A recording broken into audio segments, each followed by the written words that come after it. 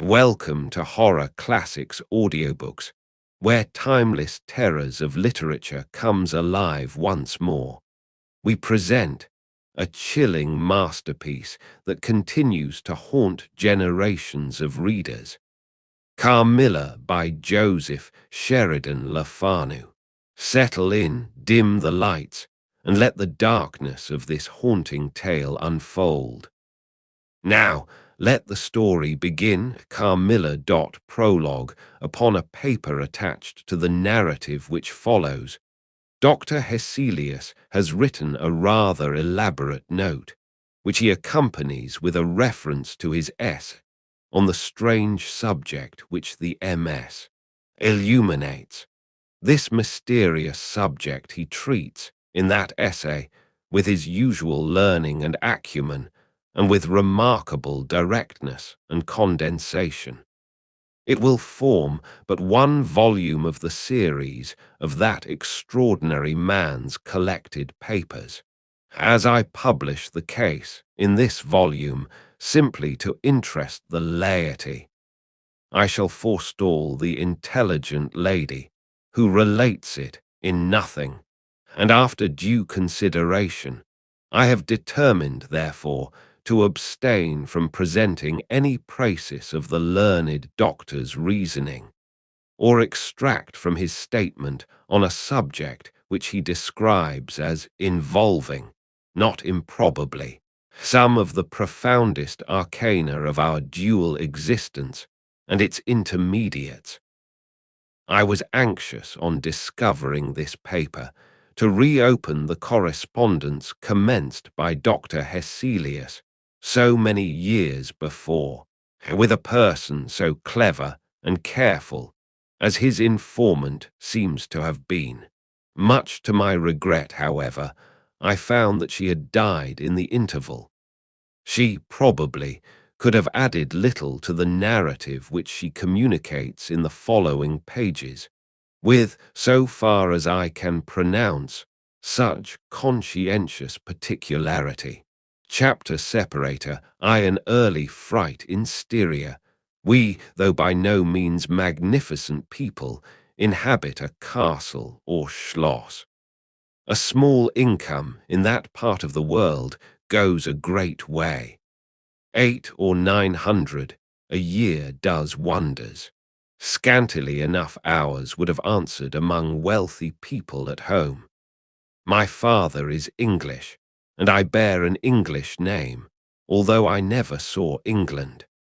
But here, in this lonely and primitive place, where everything is so marvelously cheap, I really don't see how ever so much more money would at all materially add to our comforts or even luxuries.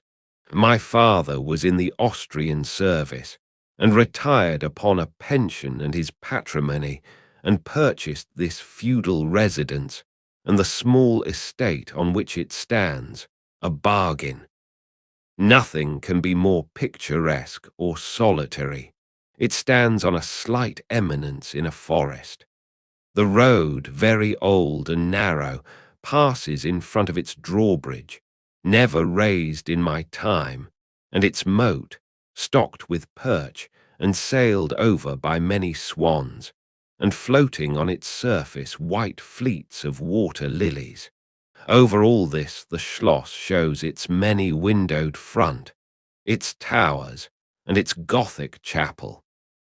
The forest opens in an irregular and very picturesque glade before its gate, and at the right, a steep Gothic bridge carries the road over a stream that winds in deep shadow through the wood. I have said that this is a very lonely place. Judge whether I say truth.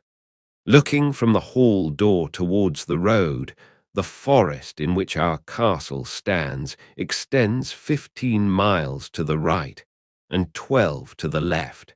The nearest inhabited village is about 7 of your English miles to the left. The nearest inhabited schloss of any historic associations is that of old General Spielsdorf, nearly 20 miles away to the right.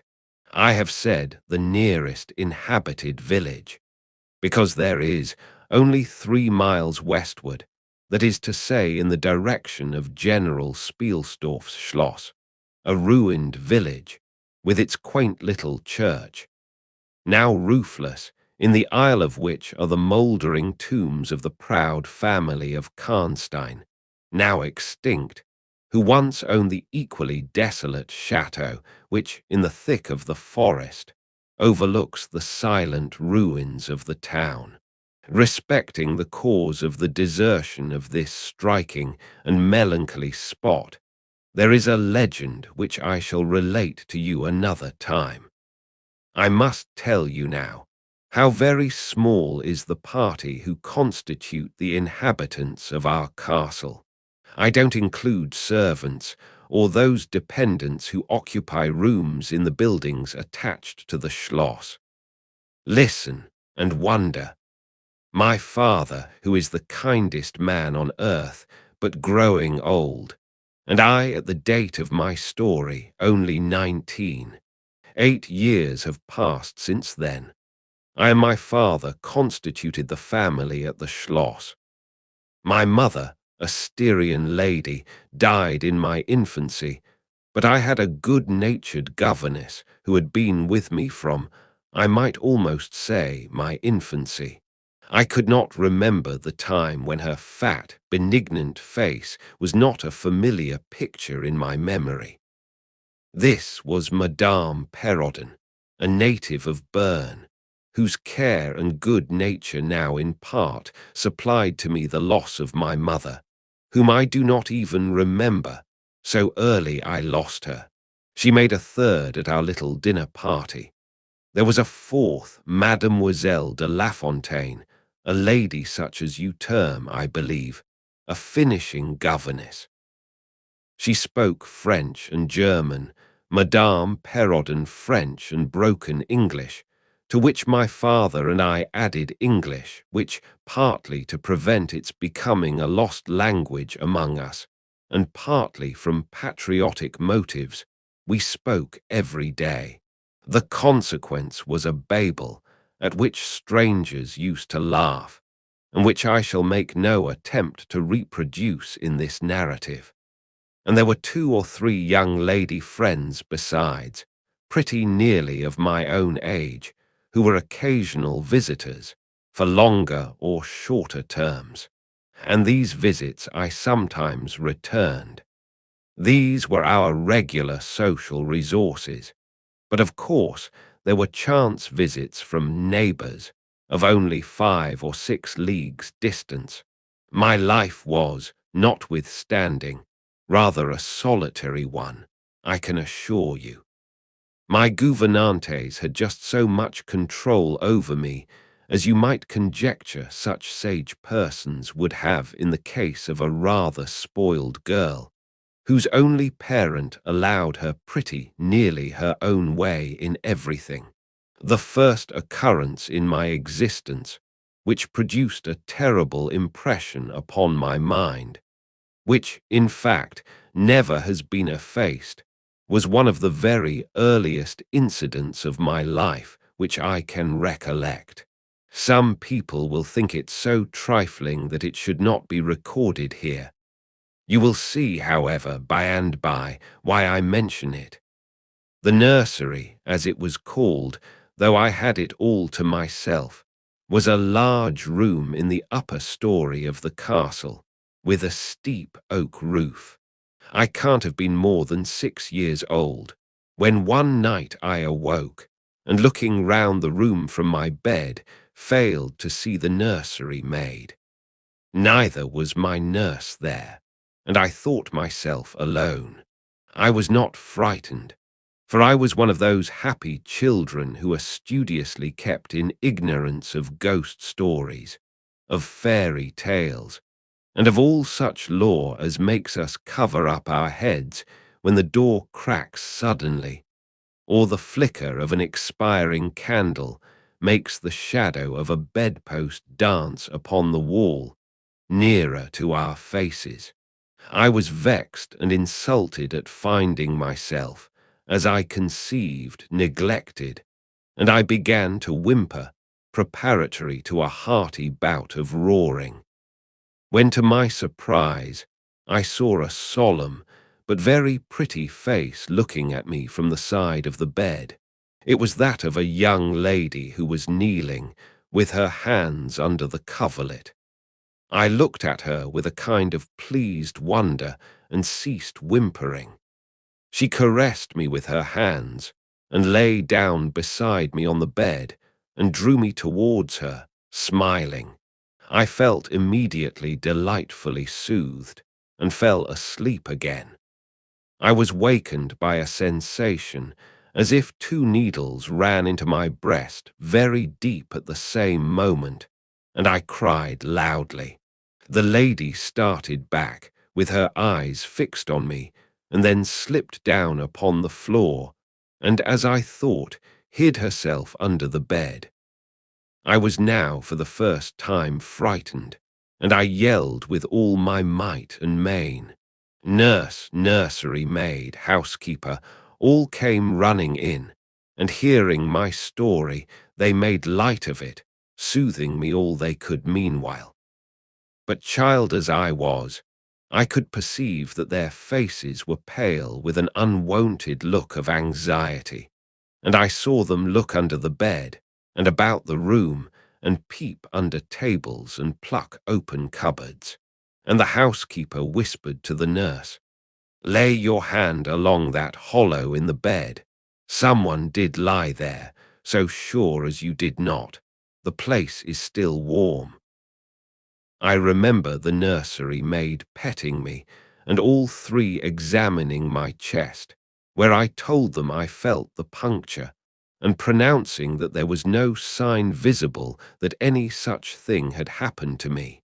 The housekeeper and the two other servants who were in charge of the nursery remained sitting up all night, and from that time a servant always sat up in the nursery until I was about 14.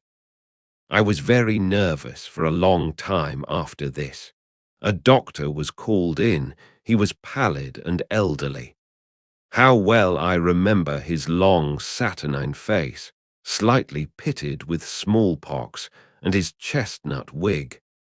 For a good while every second day he came and gave me medicine, which of course I hated. The morning after I saw this apparition I was in a state of terror, and could not bear to be left alone, daylight though it was, for a moment. I remember my father coming up and standing at the bedside, and talking cheerfully, and asking the nurse a number of questions, and laughing very heartily at one of the answers, and patting me on the shoulder and kissing me, and telling me not to be frightened, that it was nothing but a dream and could not hurt me. But I was not comforted, for I knew the visit of the strange woman was not a dream, and I was awfully frightened. I was a little consoled by the nursery maids assuring me that it was she who had come and looked at me, and lain down beside me in the bed, and that I must have been half dreaming not to have known her face. But this, though supported by the nurse, did not quite satisfy me. I remembered in the course of that day a venerable old man in a black cassock coming into the room with the nurse and housekeeper and talking a little to them and very kindly to me. His face was very sweet and gentle, and he told me they were going to pray, and joined my hands together and desired me to say softly while they were praying, "Lord, hear all good prayers for us, for Jesus' sake."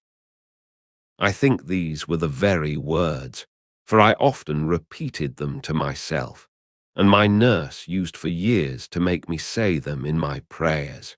I remembered so well the thoughtful, sweet face of that white-haired old man in his black cassock, as he stood in that rude, lofty, brown room, with the clumsy furniture of a fashion 300 years old about him, and the scanty light entering its shadowy atmosphere through the small lattice.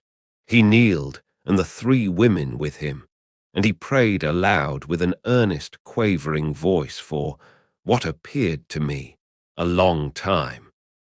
I forget all my life preceding that event, and for some time after it is all obscure also, but the scenes I have just described stand out vivid as the isolated pictures of the phantasmagoria surrounded by darkness. Chapter Separator, II. A guest, I am now going to tell you something so strange that it will require all your faith in my veracity to believe my story. It is not only true, nevertheless, but truth of which I have been an eyewitness. It was a sweet summer evening, and my father asked me, as he sometimes did, to take a little ramble with him along that beautiful forest vista which I have mentioned as lying in front of the Schloss. General Spielsdorf cannot come to us so soon as I had hoped, said my father, as we pursued our walk. He was to have paid us a visit of some weeks, and we had expected his arrival next day.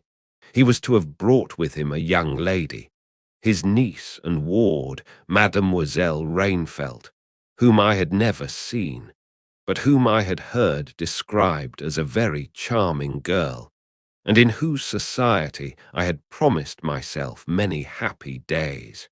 I was more disappointed than a young lady living in a town or a bustling neighborhood can possibly imagine. This visit, and the new acquaintance it promised, had furnished my day dream for many weeks. And how soon does he come? I asked. Not till autumn, not for 2 months, I dare say, he answered. And I am very glad now, dear, that you never knew Mademoiselle Rainfelt. And why? I asked, both mortified and curious. Because the poor young lady is dead, he replied. I quite forgot I had not told you, but you were not in the room when I received the General's letter this evening. I was very much shocked.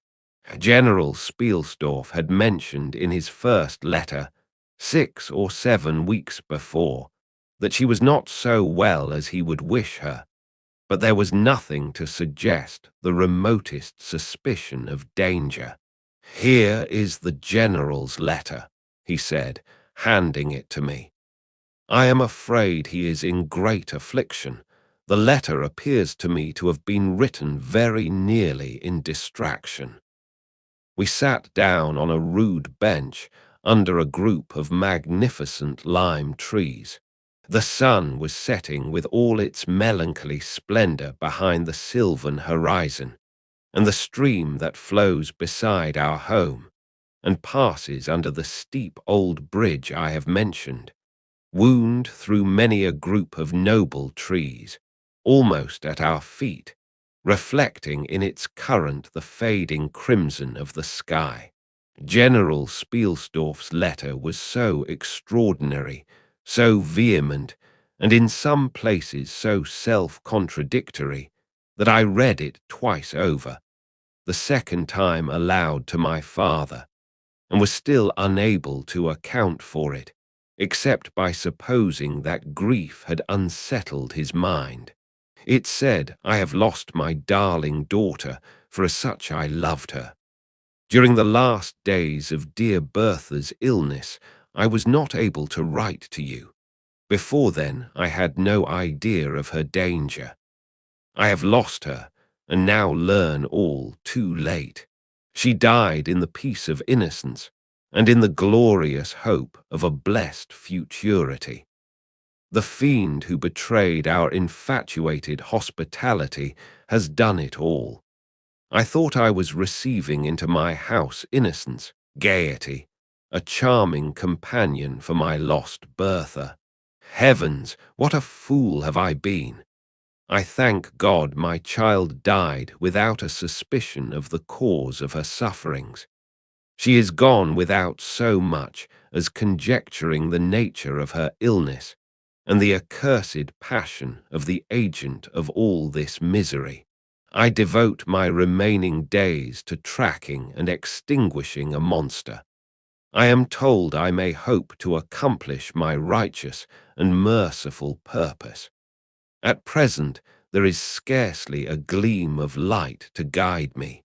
I curse my conceited incredulity, my despicable affectation of superiority, my blindness, my obstinacy. All too late.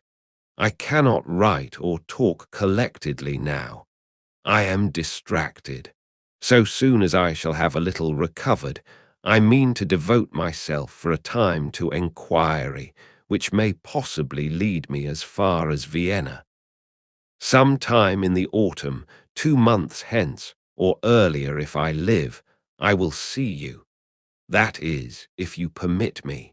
I will then tell you all that I scarce dare put upon paper now. Farewell. Pray for me, dear friend. In these terms ended this strange letter. Though I had never seen Bertha Rainfelt, my eyes filled with tears at the sudden intelligence. I was startled, as well as profoundly disappointed. The sun had now set, and it was twilight by the time I had returned the general's letter to my father. It was a soft, clear evening, and we loitered, speculating upon the possible meanings of the violent and incoherent sentences which I had just been reading. We had nearly a mile to walk before reaching the road that passes the Schloss in front, and by that time the moon was shining brilliantly. At the drawbridge, we met Madame Perrodon and Mademoiselle de Lafontaine, who had come out without their bonnets to enjoy the exquisite moonlight. We heard their voices gabbling in animated dialogue as we approached. We joined them at the drawbridge and turned about to admire with them the beautiful scene. The glade through which we had just walked lay before us. At our left the narrow road wound away under clumps of lordly trees, and was lost to sight amid the thickening forest. At the right the same road crosses the steep and picturesque bridge, near which stands a ruined tower which once guarded that pass, and beyond the bridge an abrupt eminence rises, covered with trees, and showing in the shadows some grey ivy-clustered rocks. Over the sward and low grounds a thin film of mist was stealing like smoke, marking the distances with a transparent veil, and here and there we could see the river faintly flashing in the moonlight. No softer, sweeter scene could be imagined. The news I had just heard made it melancholy, but nothing could disturb its character of profound serenity and the enchanted glory and vagueness of the prospect. My father, who enjoyed the picturesque, and I stood looking in silence over the expanse beneath us. The two good governesses, standing a little way behind us, discoursed upon the scene and were eloquent upon the moon. Madame Perrodon was fat, middle-aged, and romantic, and talked and sighed poetically. Mademoiselle de Lafontaine, in right of her father, who was a German, assumed to be psychological, metaphysical, and something of a mystic, now declared that when the moon shone with a light so intense, it was well known that it indicated a special spiritual activity.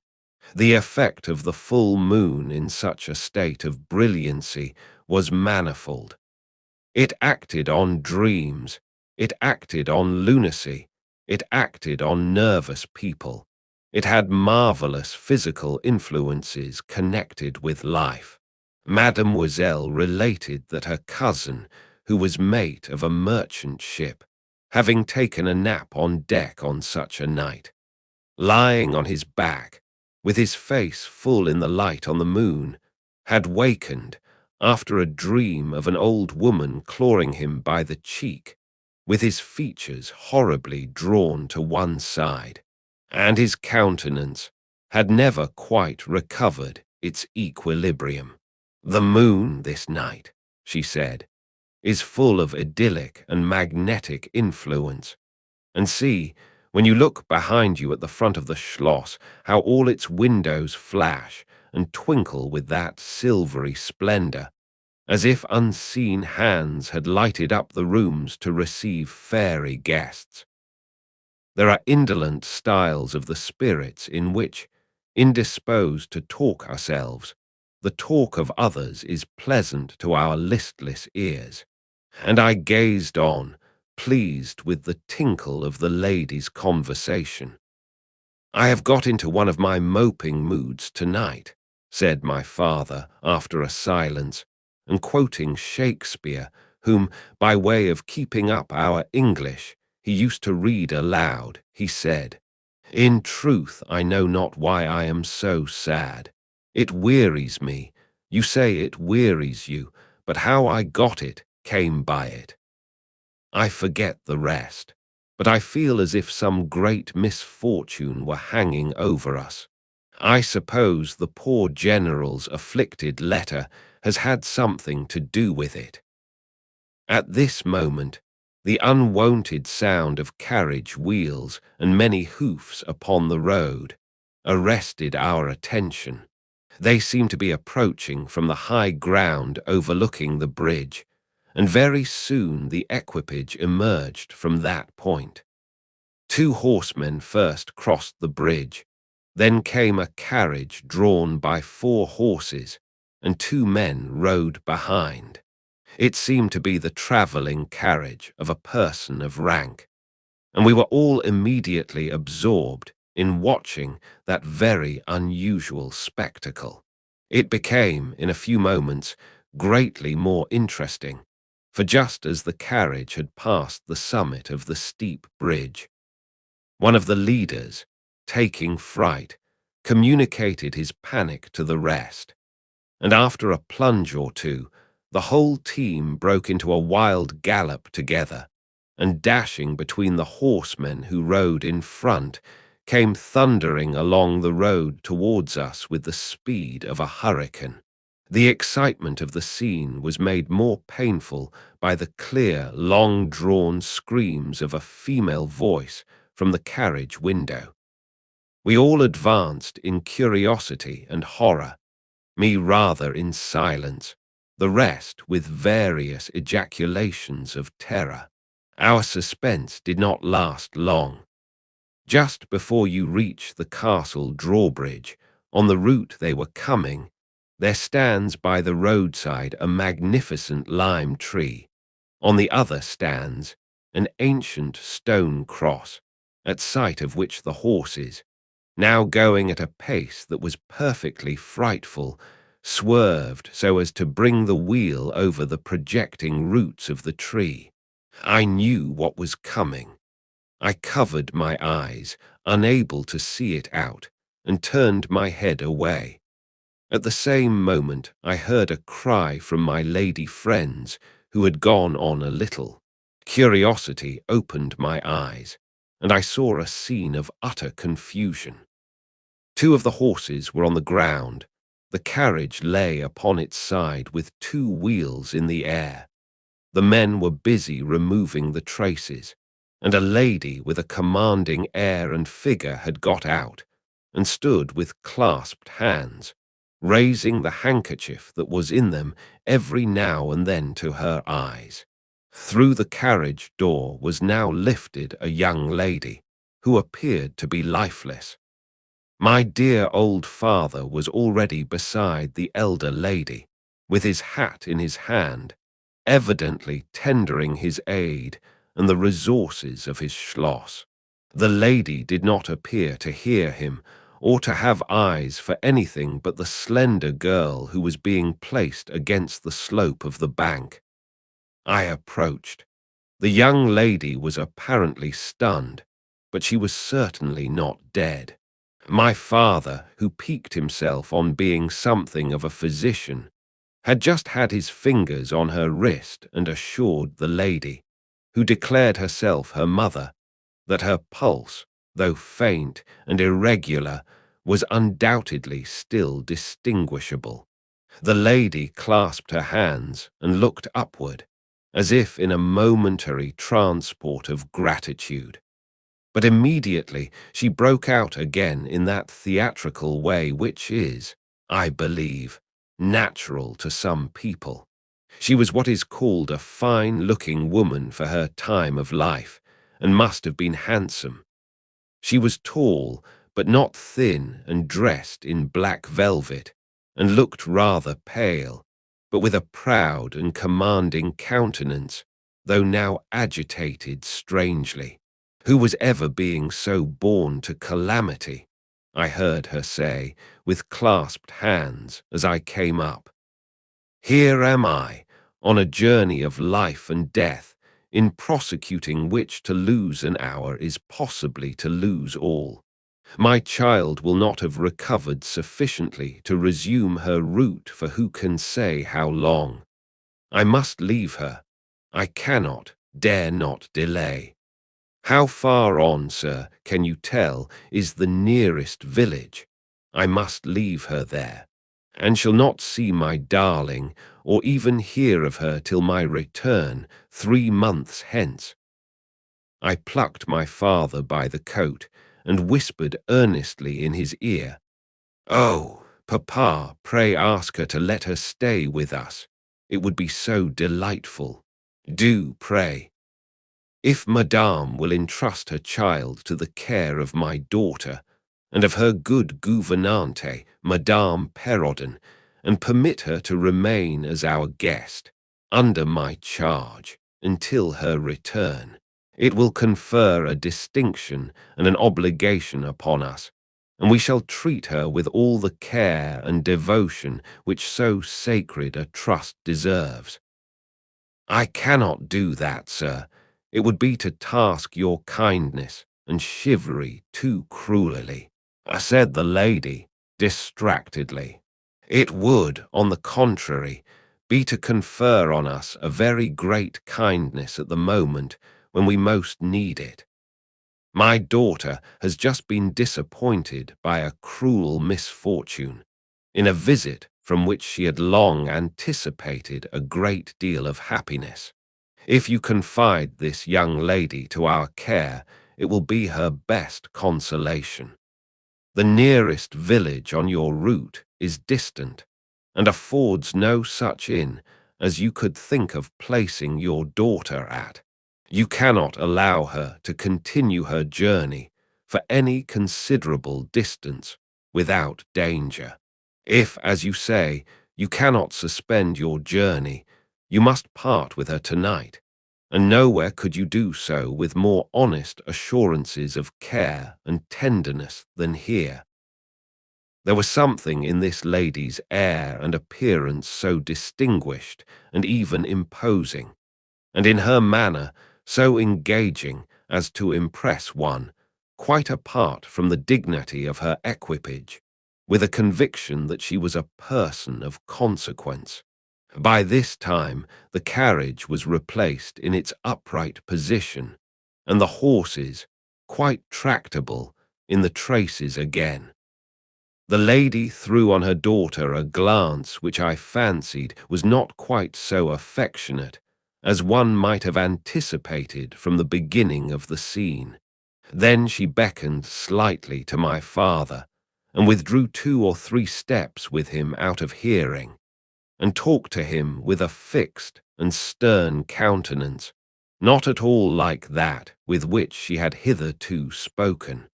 I was filled with wonder that my father did not seem to perceive the change, and also unspeakably curious to learn what it could be that she was speaking, almost in his ear, with so much earnestness and rapidity. 2 or 3 minutes at most I think she remained thus employed. Then she turned, and a few steps brought her to where her daughter lay, supported by Madame Perrodon. She kneeled beside her for a moment and whispered, as Madame supposed, a little benediction in her ear. Then hastily kissing her, she stepped into her carriage. The door was closed. The footmen in stately liveries jumped up behind. The outriders spurred on. The postilions cracked their whips. The horses plunged and broke suddenly into a furious canter that threatened soon again to become a gallop.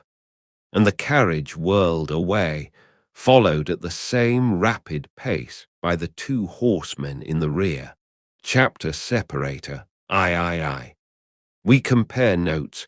We followed the cortege with our eyes until it was swiftly lost to sight in the misty wood, and the very sound of the hoofs and the wheels died away in the silent night air. Nothing remained to assure us that the adventure had not been an illusion of a moment but the young lady, who just at that moment opened her eyes. I could not see, for her face was turned from me, but she raised her head, evidently looking about her, and I heard a very sweet voice ask complainingly, "Where is Mamma?" Our good Madame Perrodon answered tenderly, and added some comfortable assurances. I then heard her ask, "Where am I? What is this place?" And after that she said, "I don't see the carriage, and Matska, where is she?" Madame answered all her questions in so far as she understood them, and gradually the young lady remembered how the misadventure came about, and was glad to hear that no one in or in attendance on the carriage was hurt. And on learning that her mamma had left her here till her return in about 3 months, she wept.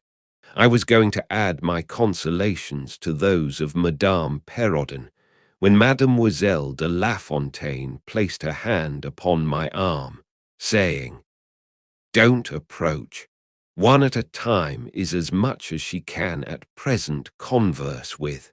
A very little excitement would possibly overpower her now. As soon as she is comfortably in bed, I thought, I will run up to her room and see her." My father, in the meantime, had sent a servant on horseback for the physician, who lived about 2 leagues away, and a bedroom was being prepared for the young lady's reception. The stranger now rose, and leaning on Madame's arm, walked slowly over the drawbridge and into the castle gate.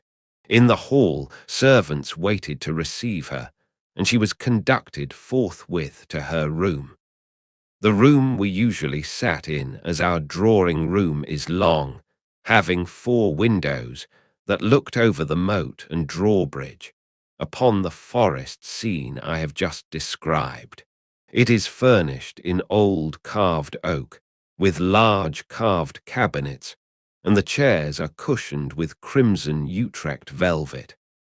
The walls are covered with tapestry, and surrounded with great gold frames, the figures being as large as life, in ancient and very curious costume, and the subjects represented are hunting, hawking, and generally festive.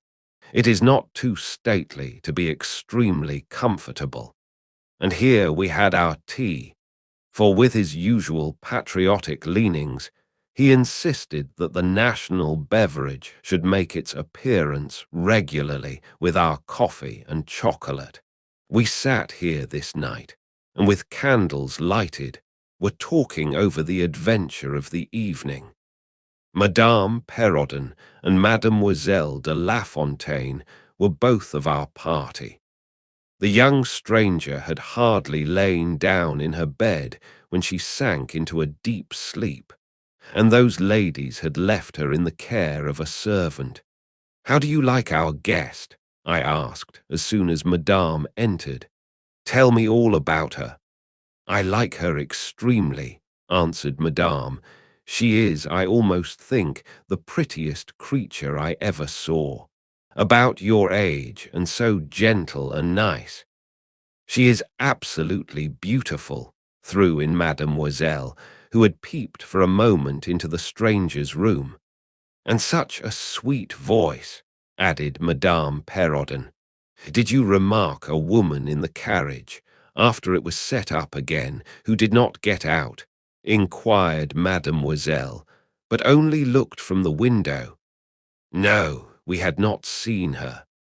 Then she described a hideous black woman, with a sort of coloured turban on her head, and who was gazing all the time from the carriage window, nodding and grinning derisively towards the ladies, with gleaming eyes and large white eyeballs, and her teeth set as if in fury. Did you remark what an ill-looking pack of men the servants were? Asked Madame. Yes, said my father, who had just come in. Ugly, hang-dog-looking fellows as ever I beheld in my life. I hope they mayn't rob the poor lady in the forest. They are clever rogues, however. They got everything to rights in a minute. I dare say they are worn out with too long travelling, said Madame. Besides looking wicked, their faces were so strangely lean and dark and sullen. I am very curious, I own, but I dare say the young lady will tell you all about it tomorrow, if she is sufficiently recovered. I don't think she will, said my father, with a mysterious smile, and a little nod of his head, as if he knew more about it than he cared to tell us. This made us all the more inquisitive as to what had passed between him and the lady in the black velvet, in the brief but earnest interview that had immediately preceded her departure. We were scarcely alone when I entreated him to tell me. He did not need much pressing. There is no particular reason why I should not tell you. She expressed a reluctance to trouble us with the care of her daughter, saying she was in delicate health and nervous, but not subject to any kind of seizure. She volunteered that, nor to any illusion, being in fact perfectly sane. How very odd to say all that, I interpolated. It was so unnecessary. At all events it was said, he laughed, and as you wish to know all that passed, which was indeed very little, I tell you. She then said, I am making a long journey of vital importance. She emphasized the word, rapid and secret. I shall return for my child in 3 months. In the meantime, she will be silent as to who we are, whence we come, and whither we are travelling. That is all she said. She spoke very pure French. When she said the word secret, she paused for a few seconds, looking sternly, her eyes fixed on mine. I fancy she makes a great point of that. You saw how quickly she was gone. I hope I have not done a very foolish thing in taking charge of the young lady. For my part, I was delighted. I was longing to see and talk to her, and only waiting till the doctor should give me leave. You, who live in towns, can have no idea how great an event the introduction of a new friend is in such a solitude as surrounded us. The doctor did not arrive till nearly 1 o'clock, but I could no more have gone to my bed and slept than I could have overtaken, on foot, the carriage in which the princess in black velvet had driven away. When the physician came down to the drawing-room, it was to report very favourably upon his patient. She was now sitting up, her pulse quite regular, apparently perfectly well. She had sustained no injury, and the little shock to her nerves had passed away quite harmlessly. There could be no harm, certainly, in my seeing her, if we both wished it. And with this permission I sent forthwith, to know whether she would allow me to visit her for a few minutes in her room. The servant returned immediately to say that she desired nothing more. You may be sure I was not long in availing myself of this permission. Our visitor lay in one of the handsomest rooms in the Schloss. It was, perhaps, a little stately. There was a sombre piece of tapestry opposite the foot of the bed, representing Cleopatra with the asps to her bosom, and other solemn classic scenes were displayed, a little faded, upon the other walls. But there was gold carving, and rich and varied colour enough in the other decorations of the room to more than redeem the gloom of the old tapestry. There were candles at the bedside. She was sitting up, her slender, pretty figure enveloped in the soft silk dressing gown, embroidered with flowers and lined with thick quilted silk, which her mother had thrown over her feet as she lay upon the ground. What was it that, as I reached the bedside and had just begun my little greeting, struck me dumb in a moment and made me recoil a step or two from before her? I will tell you. I saw the very face which had visited me in my childhood at night, which remained so fixed in my memory, and on which I had for so many years so often ruminated with horror, when no one suspected of what I was thinking. It was pretty, even beautiful, and when I first beheld it, wore the same melancholy expression. But this almost instantly lighted into a strange, fixed smile of recognition. There was a silence of fully a minute, and then at length she spoke. I could not. "How wonderful!" she exclaimed. "12 years ago I saw your face in a dream, and it has haunted me ever since." "Wonderful indeed," I repeated, overcoming with an effort the horror that had for a time suspended my utterances. 12 years ago, in vision or reality, I certainly saw you. I could not forget your face. It has remained before my eyes ever since. Her smile had softened. Whatever I had fancied strange in it was gone, and it and her dimpling cheeks were now delightfully pretty and intelligent. I felt reassured, and continued more in the vein which hospitality indicated, to bid her welcome, and to tell her how much pleasure her accidental arrival had given us all, and especially what a happiness it was to me. I took her hand as I spoke. I was a little shy, as lonely people are, but the situation made me eloquent and even bold. She pressed my hand, she laid hers upon it, and her eyes glowed as, looking hastily into mine, she smiled again and blushed. She answered my welcome very prettily. I sat down beside her, still wondering, and she said, "I must tell you my vision about you. It is so very strange that you and I should have had, each of the other, so vivid a dream, that each should have seen, I you and you me, looking as we do now, when of course we both were mere children. I was a child, about 6 years old, and I awoke from a confused and troubled dream, and found myself in a room unlike my nursery, wainscoted clumsily in some dark wood, and with cupboards and bedsteads and chairs and benches placed about it. The beds were, I thought, all empty, and the room itself without anyone but myself in it. And I, after looking about me for some time, and admiring especially an iron candlestick with 2 branches, which I should certainly know again, crept under one of the beds to reach the window. But as I got from under the bed, I heard someone crying, and looking up while I was still upon my knees, I saw you, most assuredly you, as I see you now. A beautiful young lady, with golden hair and large blue eyes and lips. Your lips, you as you are here. Your looks won me.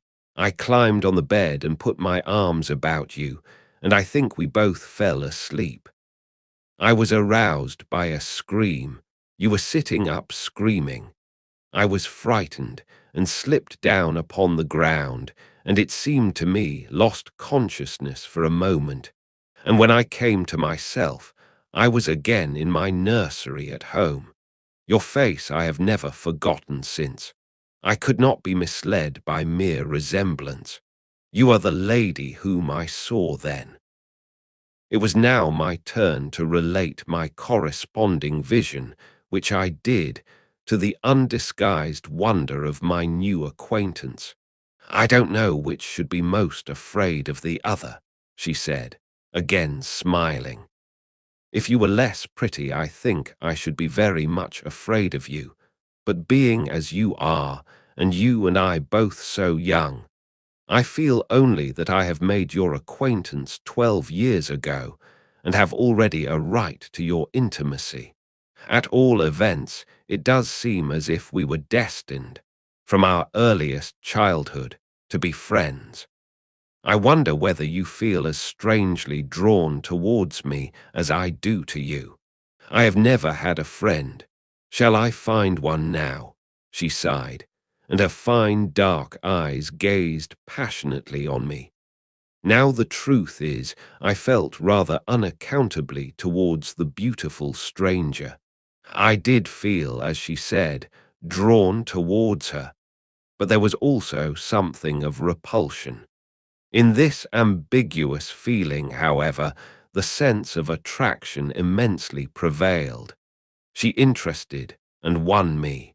She was so beautiful and so indescribably engaging.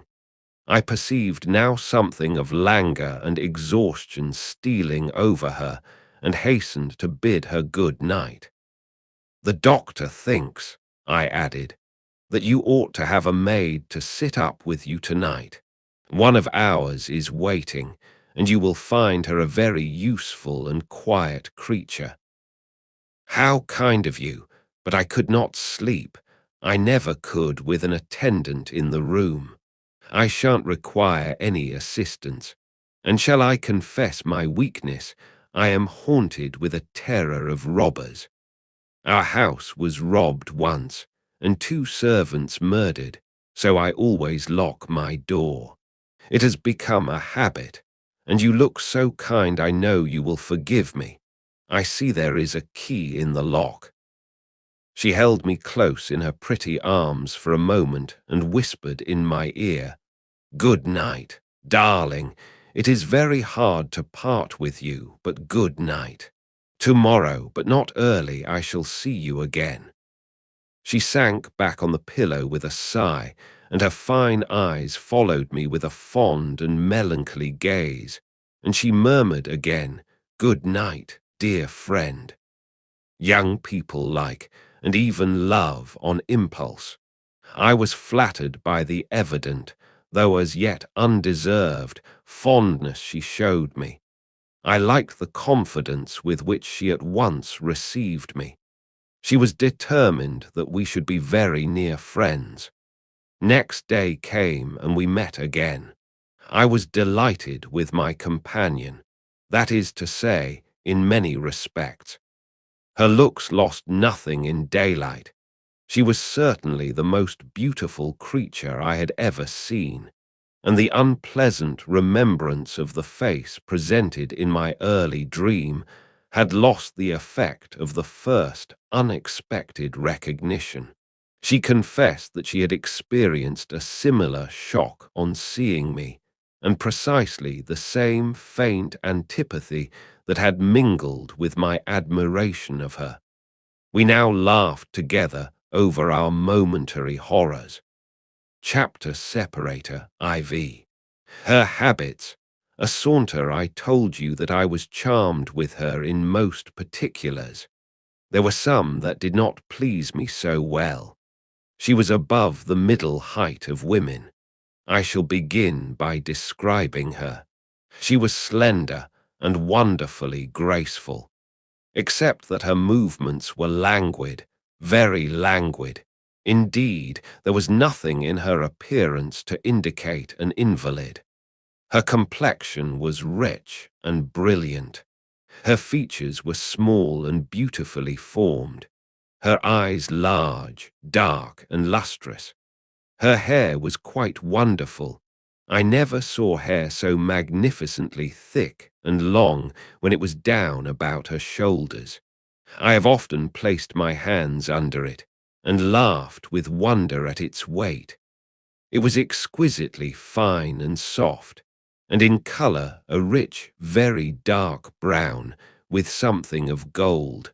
I loved to let it down, tumbling with its own weight, as in her room she lay back in her chair talking in her sweet low voice. I used to fold and braid it and spread it out and play with it. Heavens! If I had but known all! I said there were particulars which did not please me. I have told you that her confidence won me the first night I saw her, but I found that she exercised with respect to herself, her mother, her history, everything in fact connected with her life, plans and people, an ever wakeful reserve.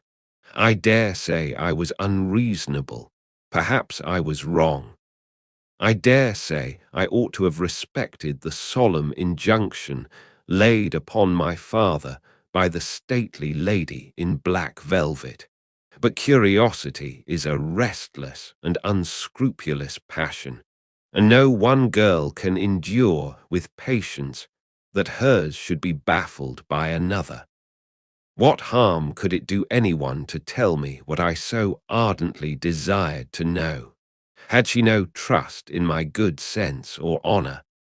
Why would she not believe me when I assured her, so solemnly, that I would not divulge one syllable of what she told me to any mortal breathing?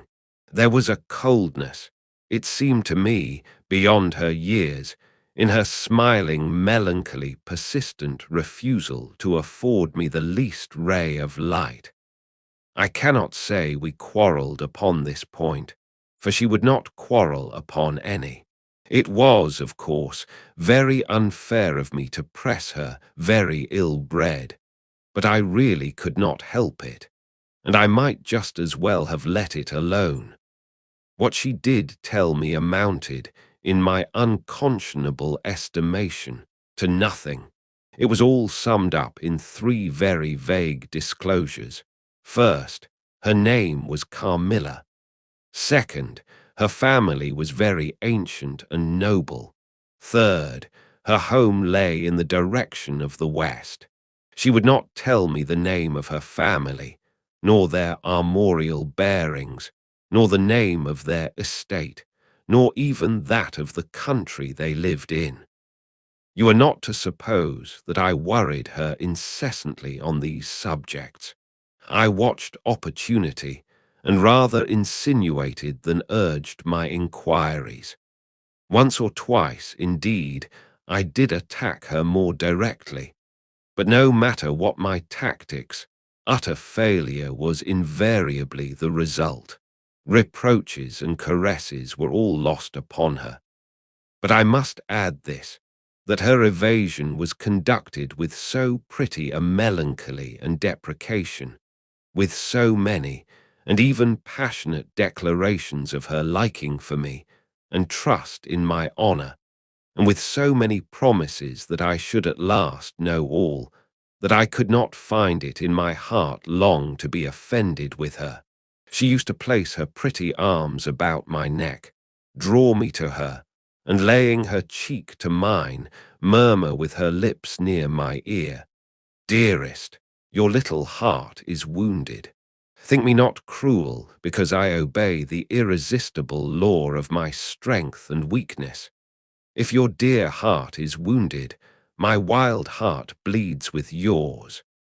In the rapture of my enormous humiliation, I live in your warm life, and you shall die, sweetly die, into mine. I cannot help it. As I draw near to you, you, in your turn, will draw near to others, and learn the rapture of that cruelty which yet is love. So, for a while, seek to know no more of me and mine, but trust me with all your loving spirit." And when she had spoken such a rhapsody, she would press me more closely in her trembling embrace, and her lips in soft kisses gently glow upon my cheek. Her agitations and her language were unintelligible to me. From these foolish embraces, which were not of very frequent occurrence, I must allow, I used to wish to extricate myself, but my energies seemed to fail me. Her murmured words sounded like a lullaby in my ear, and soothed my resistance into a trance, from which I only seemed to recover myself when she withdrew her arms. In these mysterious moods, I did not like her. I experienced a strange, tumultuous excitement that was pleasurable, ever and anon, mingled with a vague sense of fear and disgust. I had no distinct thoughts about her while such scenes lasted, but I was conscious of a love growing into adoration, and also of abhorrence. This I know is paradox, but I can make no other attempt to explain the feeling. I now write, after an interval of more than 10 years, with a trembling hand, with a confused and horrible recollection of certain occurrences and situations, in the ordeal through which I was unconsciously passing, though with a vivid and very sharp remembrance of the main current of my story. But I suspect, in all lives there are certain emotional scenes, those in which our passions have been most wildly and terribly roused, that are of all others the most vaguely and dimly remembered. Sometimes after an hour of apathy, my strange and beautiful companion would take my hand and hold it with a fond pressure, renewed again and again, blushing softly, gazing in my face with languid and burning eyes, and breathing so fast that her dress rose and fell with the tumultuous respiration. It was like the ardor of a lover. It embarrassed me. It was hateful and yet overpowering.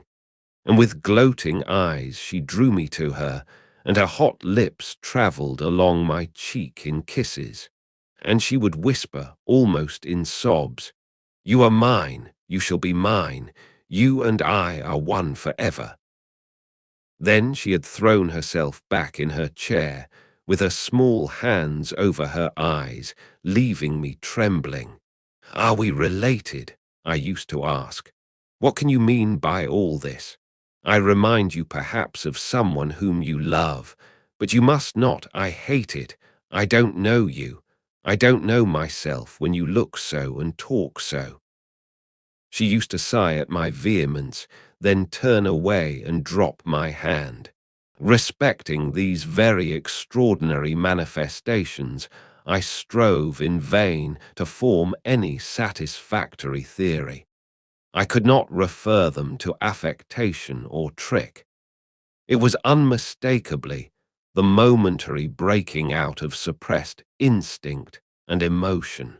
Was she, notwithstanding her mother's volunteered denial, subject to brief visitations of insanity, or was there here a disguise and a romance?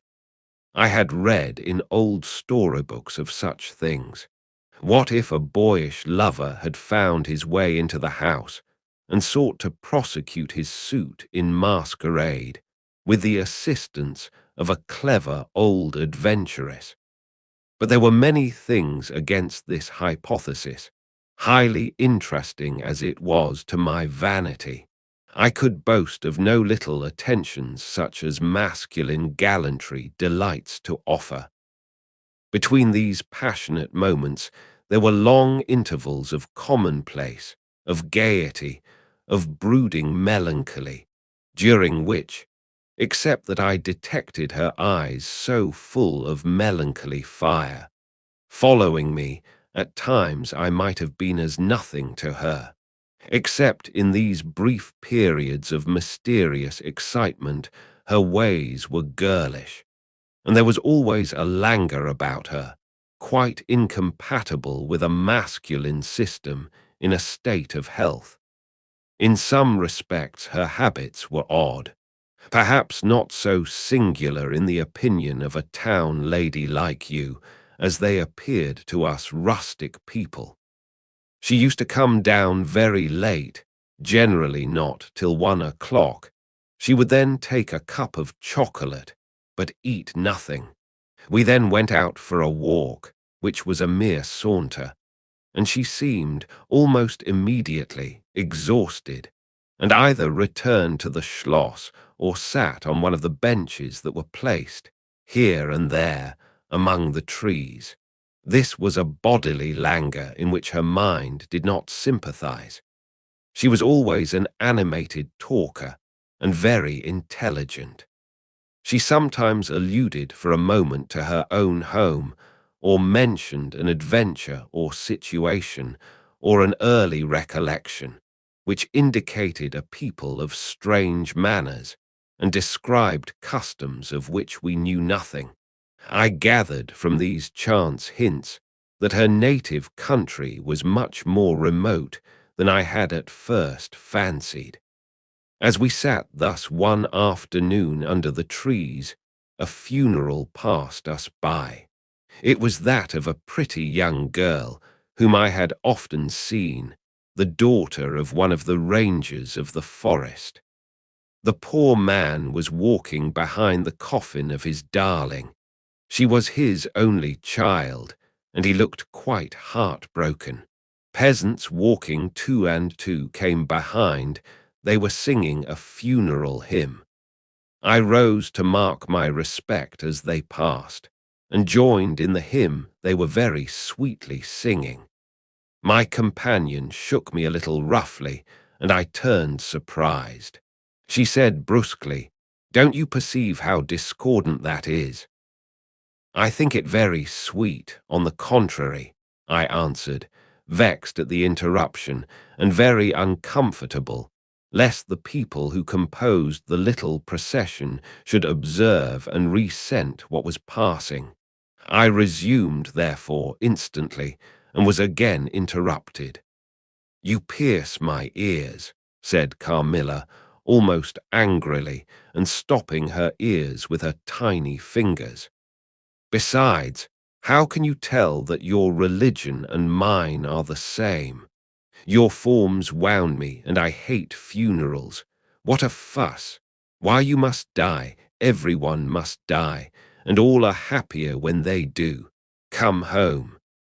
"My father has gone on with the clergyman to the churchyard. I thought you knew she was to be buried today." "She? I don't trouble my head about peasants. I don't know who she is," answered Carmilla, with a flash from her fine eyes. "She is the poor girl who fancied she saw a ghost a fortnight ago, and has been dying ever since till yesterday when she expired. Tell me nothing about ghosts. I shan't sleep tonight if you do. I hope there is no plague or fever coming. All this looks very like it," I continued. "The swineherd's young wife died only a week ago, and she thought something seized her by the throat as she lay in her bed and nearly strangled her. Papa says such horrible fancies do accompany some forms of fever. She was quite well the day before. She sank afterwards and died before a week. Well, her funeral is over, I hope, and her hymn sung, and our ears shan't be tortured with that discord and jargon. It has made me nervous. Sit down here beside me, sit close, hold my hand, press it harder. We had moved a little back and had come to another seat. She sat down. Her face underwent a change that alarmed and even terrified me for a moment. It darkened and became horribly livid. Her teeth and hands were clenched. and she frowned and compressed her lips, while she stared down upon the ground at her feet and trembled all over with a continued shudder as irrepressible as ague. All her energies seemed strained to suppress a fit, with which she was then breathlessly tugging, and at length a low convulsive cry of suffering broke from her, and gradually the hysteria subsided. "There, that comes of strangling people with hymns," she said at last. hold me still. It is passing away." And so gradually it did, and perhaps to dissipate the sombre impression which the spectacle had left upon me, she became unusually animated and chatty. And so we got home.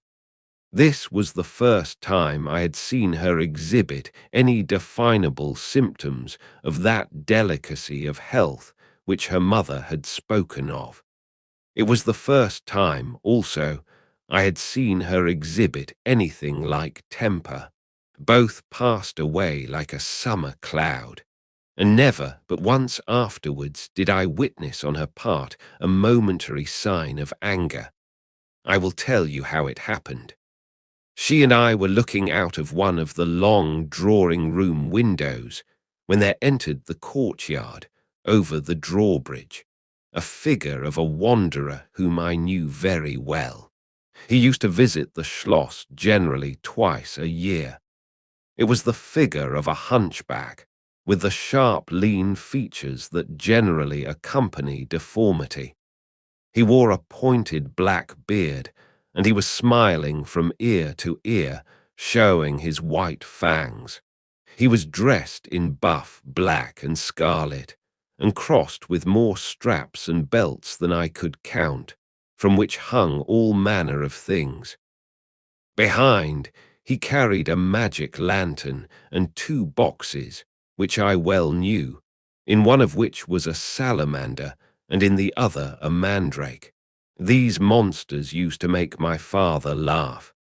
They were compounded of parts of monkeys, parrots, squirrels, fish, and hedgehogs, dried and stitched together with great neatness and startling effect. He had a fiddle, a box of conjuring apparatus, a pair of foils and masks attached to his belt, several other mysterious cases dangling about him, and a black staff with copper ferrules in his hand. His companion was a rough spare dog that followed at his heels, but stopped short, suspiciously at the drawbridge, and in a little while began to howl dismally. In the meantime, the mountebank, standing in the midst of the courtyard, raised his grotesque hat and made us a very ceremonious bow, paying his compliments very volubly in execrable French, and German not much better. Then, disengaging his fiddle, he began to scrape a lively air to which he sang with a merry discord, dancing with ludicrous airs and activity that made me laugh in spite of the dogs howling. Then he advanced to the window with many smiles and salutations, and his hat in his left hand, his fiddle under his arm, and with a fluency that never took breath. He gabbled a long advertisement of all his accomplishments and the resources of the various arts which he placed at our service, and the curiosities and entertainments which it was in his power, at our bidding, to display. "Will your ladyships be pleased to buy an amulet against the upire, which is going like the wolf, I hear, through these woods?"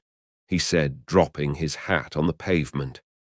"They are dying of it right and left, and here is a charm that never fails, only pinned to the pillow, and you may laugh in his face."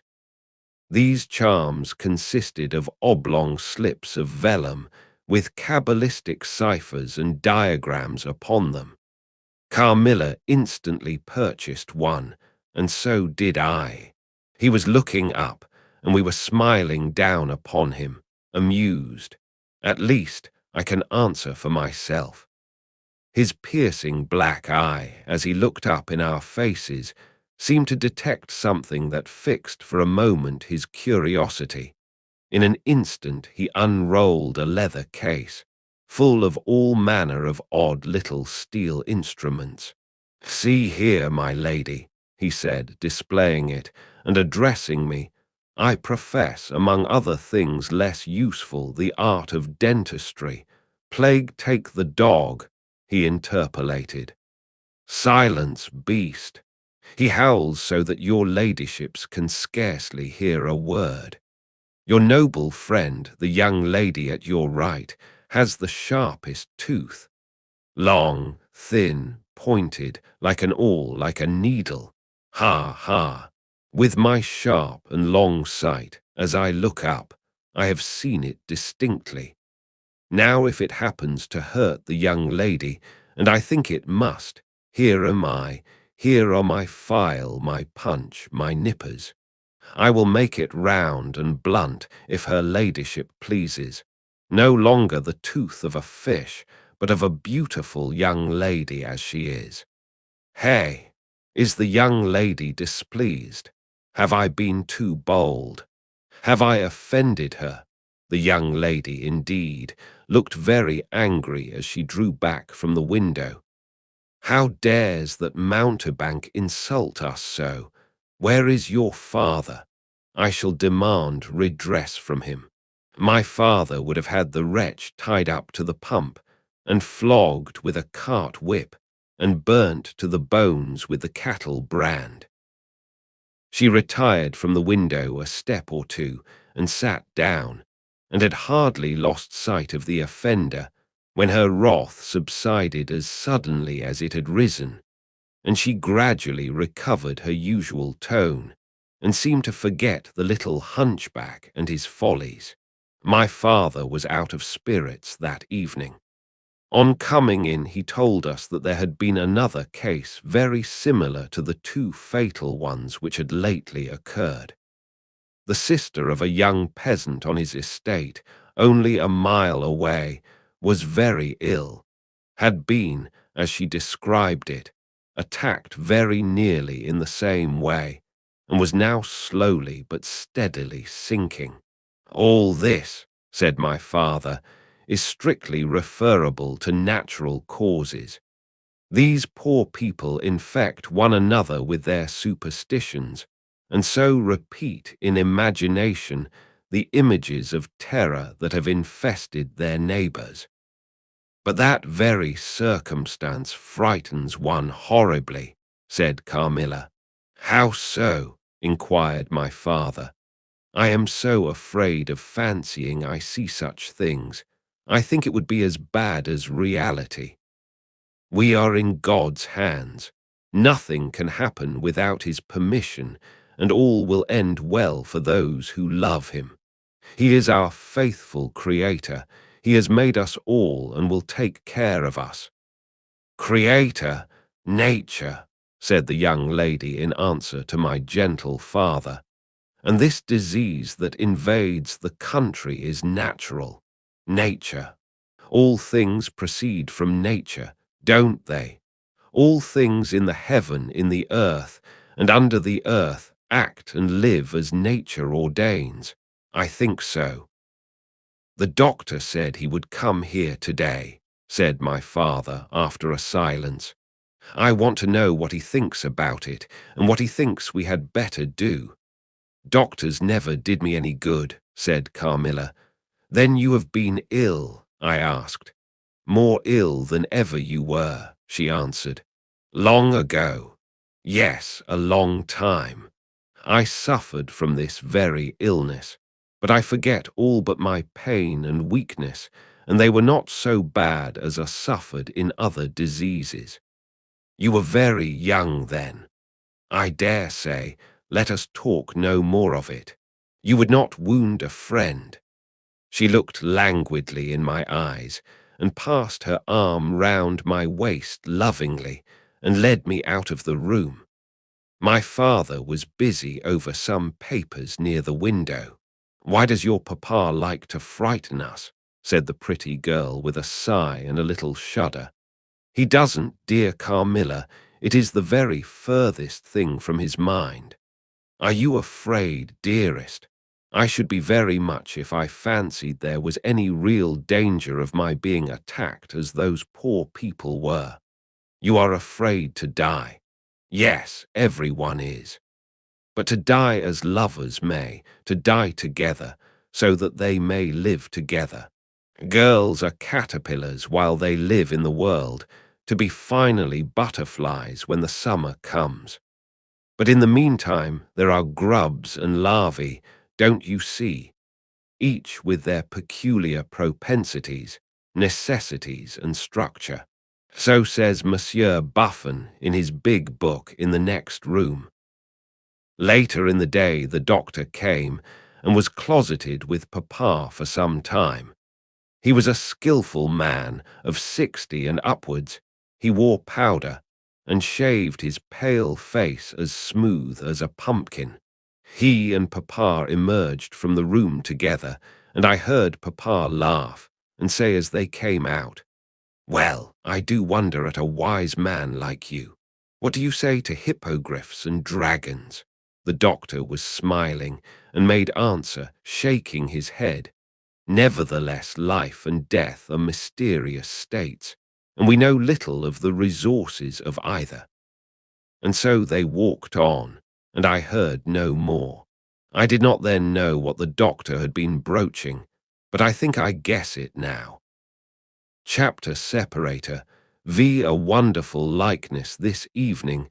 There arrived from Gratz the grave, dark-faced son of the picture cleaner, with a horse and cart laden with 2 large packing cases, having many pictures in each. It was a journey of 10 leagues, and whenever a messenger arrived at the Schloss from our little capital of Gratz, we used to crowd about him in the hall to hear the news. This arrival created in our secluded quarters quite a sensation. The cases remained in the hall, and the messenger was taken charge of by the servants till he had eaten his supper. Then with assistants, and armed with hammer, ripping chisel and turnscrew, he met us in the hall, where we had assembled to witness the unpacking of the cases. Carmilla sat looking listlessly on, while one after the other the old pictures, nearly all portraits, which had undergone the process of renovation, were brought to light. My mother was of an old Hungarian family, and most of these pictures, which were about to be restored to their places, had come to us through her. My father had a list in his hand, from which he read, as the artist rummaged out the corresponding numbers. I don't know that the pictures were very good, but they were undoubtedly very old, and some of them very curious also. They had, for the most part, the merit of being now seen by me, I may say, for the first time, for the smoke and dust of time had all but obliterated them. "There is a picture that I have not seen yet," said my father. "In one corner at the top of it is the name, as well as I could read, Marcia Karnstein, and the date 1698, and I am curious to see how it has turned out." I remembered it. It was a small picture, about 1.5 feet high, and nearly square, without a frame, but it was so blackened by age that I could not make it out. The artist now produced it with evident pride. It was quite beautiful, it was startling, it seemed to live. It was the effigy of Carmilla. Carmilla, dear, here is an absolute miracle. Here you are, living, smiling, ready to speak in this picture. Isn't it beautiful, Papa? And see, even the little mole on her throat. My father laughed and said, "Certainly it is a wonderful likeness," but he looked away, and to my surprise seemed but little struck by it, and went on talking to the picture cleaner, who was also something of an artist, and discoursed with intelligence about the portraits or other works, which his art had just brought into light and colour, while I was more and more lost in wonder the more I looked at the picture. "Will you let me hang this picture in my room, Papa?" I asked. "Certainly, dear," said he, smiling. "I'm very glad you think it so like. It must be prettier even than I thought it, if it is." The young lady did not acknowledge this pretty speech, did not seem to hear it. She was leaning back in her seat, her fine eyes under their long lashes gazing on me in contemplation, and she smiled in a kind of rapture. "And now you can read quite plainly the name that is written in the corner. It is not Marcia. It looks as if it was done in gold. The name is Mircalla, Countess Karnstein, and this is a little coronet over and underneath AD 1698. I am descended from the Karnsteins. That is, Mamma was." "Ah," said the lady languidly, "so am I think, a very long descent, very ancient. Are there any Karnsteins living now?" "None who bear the name, I believe. The family were ruined, I believe, in some civil wars long ago, but the ruins of the castle are only about 3 miles away." "How interesting," she said languidly. "But see what beautiful moonlight." She glanced through the hall door, which stood a little open. "Suppose you take a little ramble round the court and look down at the road and river." "It is so like the night you came to us," I said. She sighed, smiling. She rose, and each with her arm about the other's waist, we walked out upon the pavement. In silence, slowly we walked down to the drawbridge, where the beautiful landscape opened before us. "And so you were thinking of the night I came here," she almost whispered. "Are you glad I came?" "Delighted, dear Carmilla," I answered. "And you asked for the picture you think like me to hang in your room," she murmured with a sigh as she drew her arm closer about my waist and let her pretty head sink upon my shoulder. "How romantic you are, Carmilla," I said. "Whenever you tell me your story, it will be made up chiefly of some one great romance." She kissed me silently. "I am sure, Carmilla, you have been in love, that there is at this moment an affair of the heart going on." "I have been in love with no one, and never shall," she whispered, "unless it should be with you." How beautiful she looked in the moonlight. Shy and strange was the look with which she quickly hid her face in my neck and hair, with tumultuous sighs that seemed almost to sob, and pressed in mine a hand that trembled. Her soft cheek was glowing against mine. "Darling, darling," she murmured, "I live in you, and you would die for me, I love you so." I started from her. She was gazing on me with eyes from which all fire, all meaning had flown, and a face colourless and apathetic. "Is there a chill in the air, dear?" she said drowsily. "I almost shiver. Have I been dreaming? Let us come in. Come, come, come in." "You look ill, Carmilla, a little faint. You certainly must take some wine," I said. "Yes, I will. I'm better now.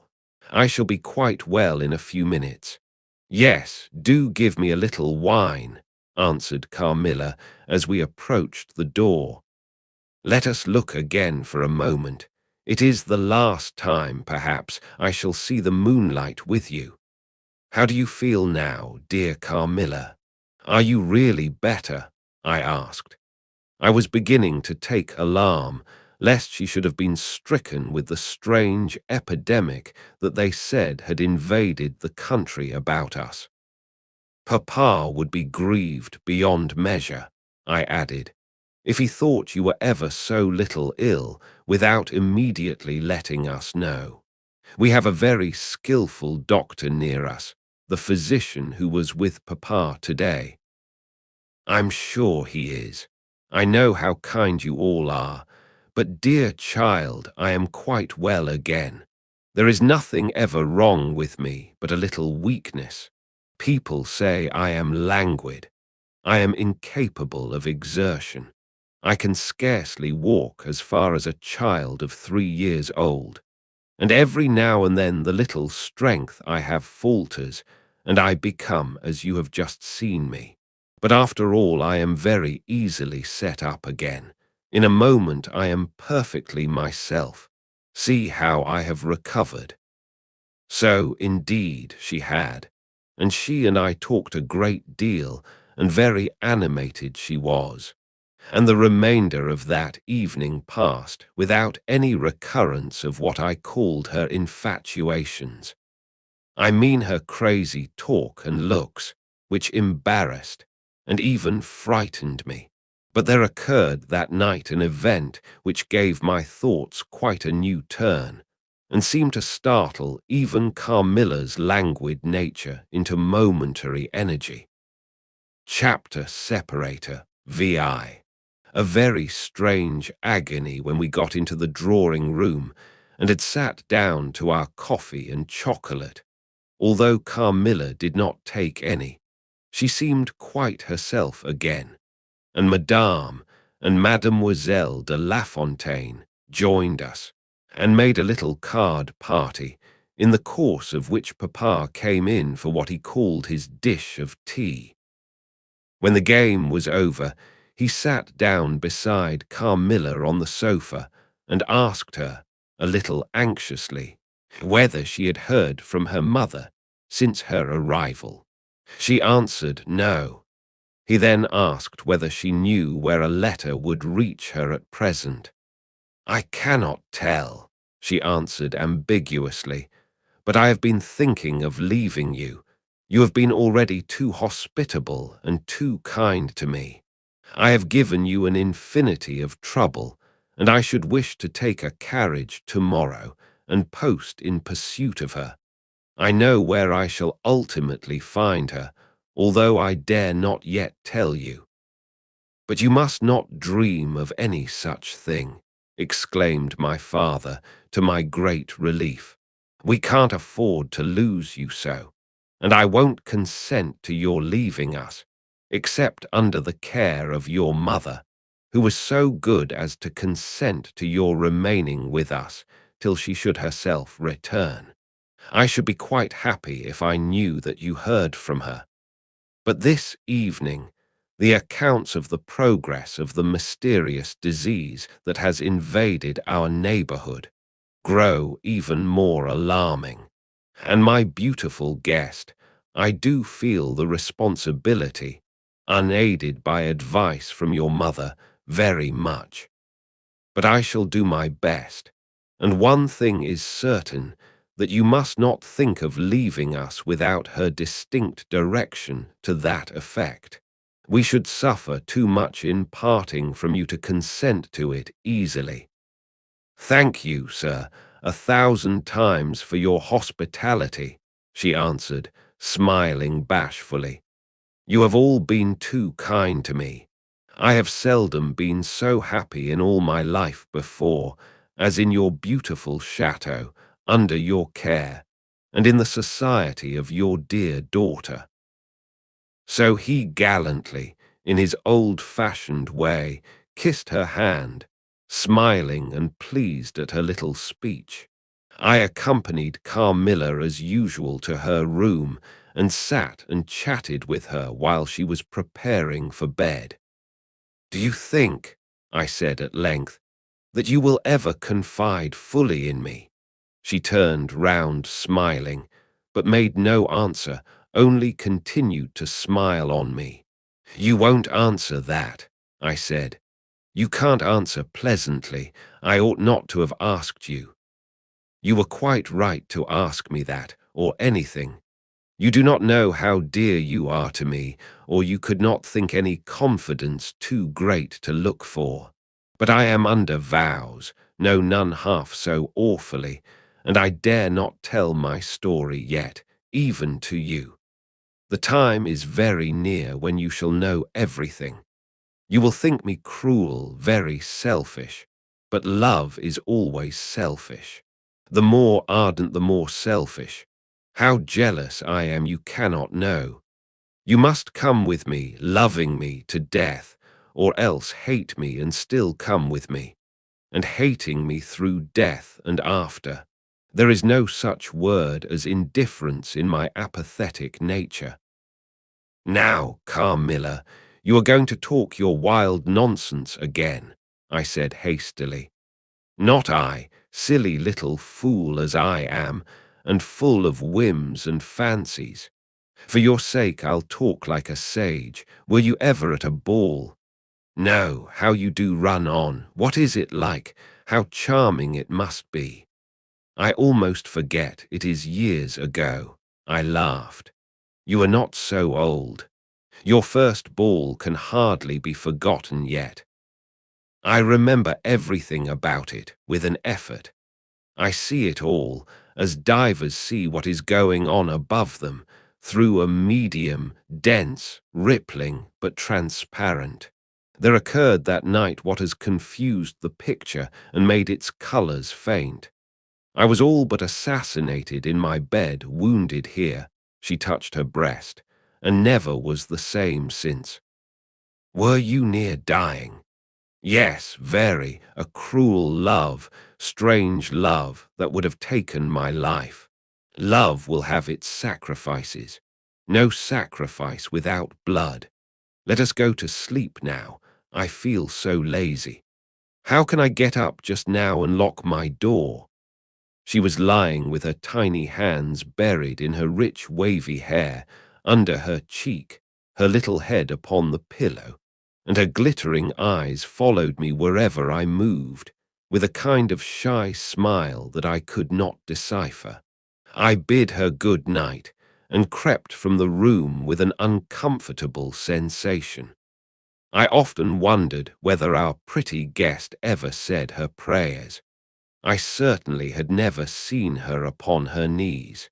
In the morning she never came down until long after our family prayers were over, and at night she never left the drawing-room to attend our brief evening prayers in the hall. If it had not been that it had casually come out in one of our careless talks that she had been baptized, I should have doubted her being a Christian. Religion was a subject on which I had never heard her speak a word.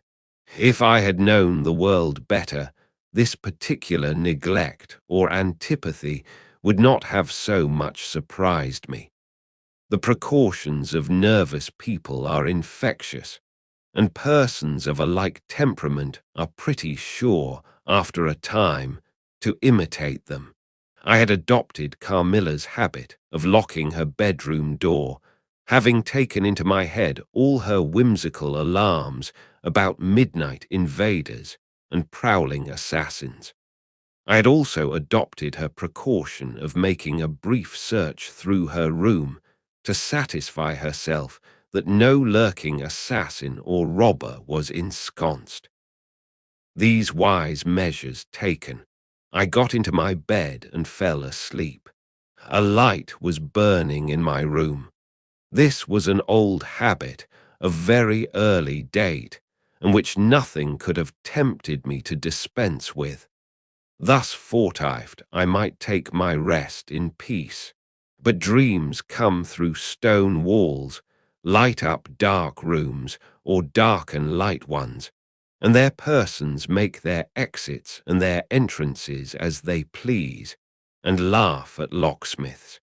I had a dream that night that was the beginning of a very strange agony. I cannot call it a nightmare, for I was quite conscious of being asleep. but I was equally conscious of being in my room and lying in bed precisely as I actually was. I saw, or fancied I saw, the room and its furniture just as I had seen it last, except that it was very dark, and I saw something moving round the foot of the bed, which at first I could not accurately distinguish. But I soon saw that it was a sooty black animal that resembled a monstrous cat. It appeared to me about 4 or 5 feet long, for it measured fully the length of the hearthrug as it passed over it, and it continued toing and froing with the lithe, sinister restlessness of a beast in a cage. I could not cry out, although, as you may suppose, I was terrified. Its pace was growing faster, and the room rapidly darker and darker, and at length so dark that I could no longer see anything of it but its eyes. I felt it spring lightly on the bed. The two broad eyes approached my face, and suddenly I felt a stinging pain as if two large needles darted, an inch or two apart, deep into my breast. I waked with a scream. The room was lighted by the candle that burnt there all through the night, and I saw a female figure standing at the foot of the bed, a little at the right side. It was in a dark, loose dress, and its hair was down and covered its shoulders. A block of stone could not have been more still. There was not the slightest stir of respiration. As I stared at it, the figure appeared to have changed its place and was now nearer the door.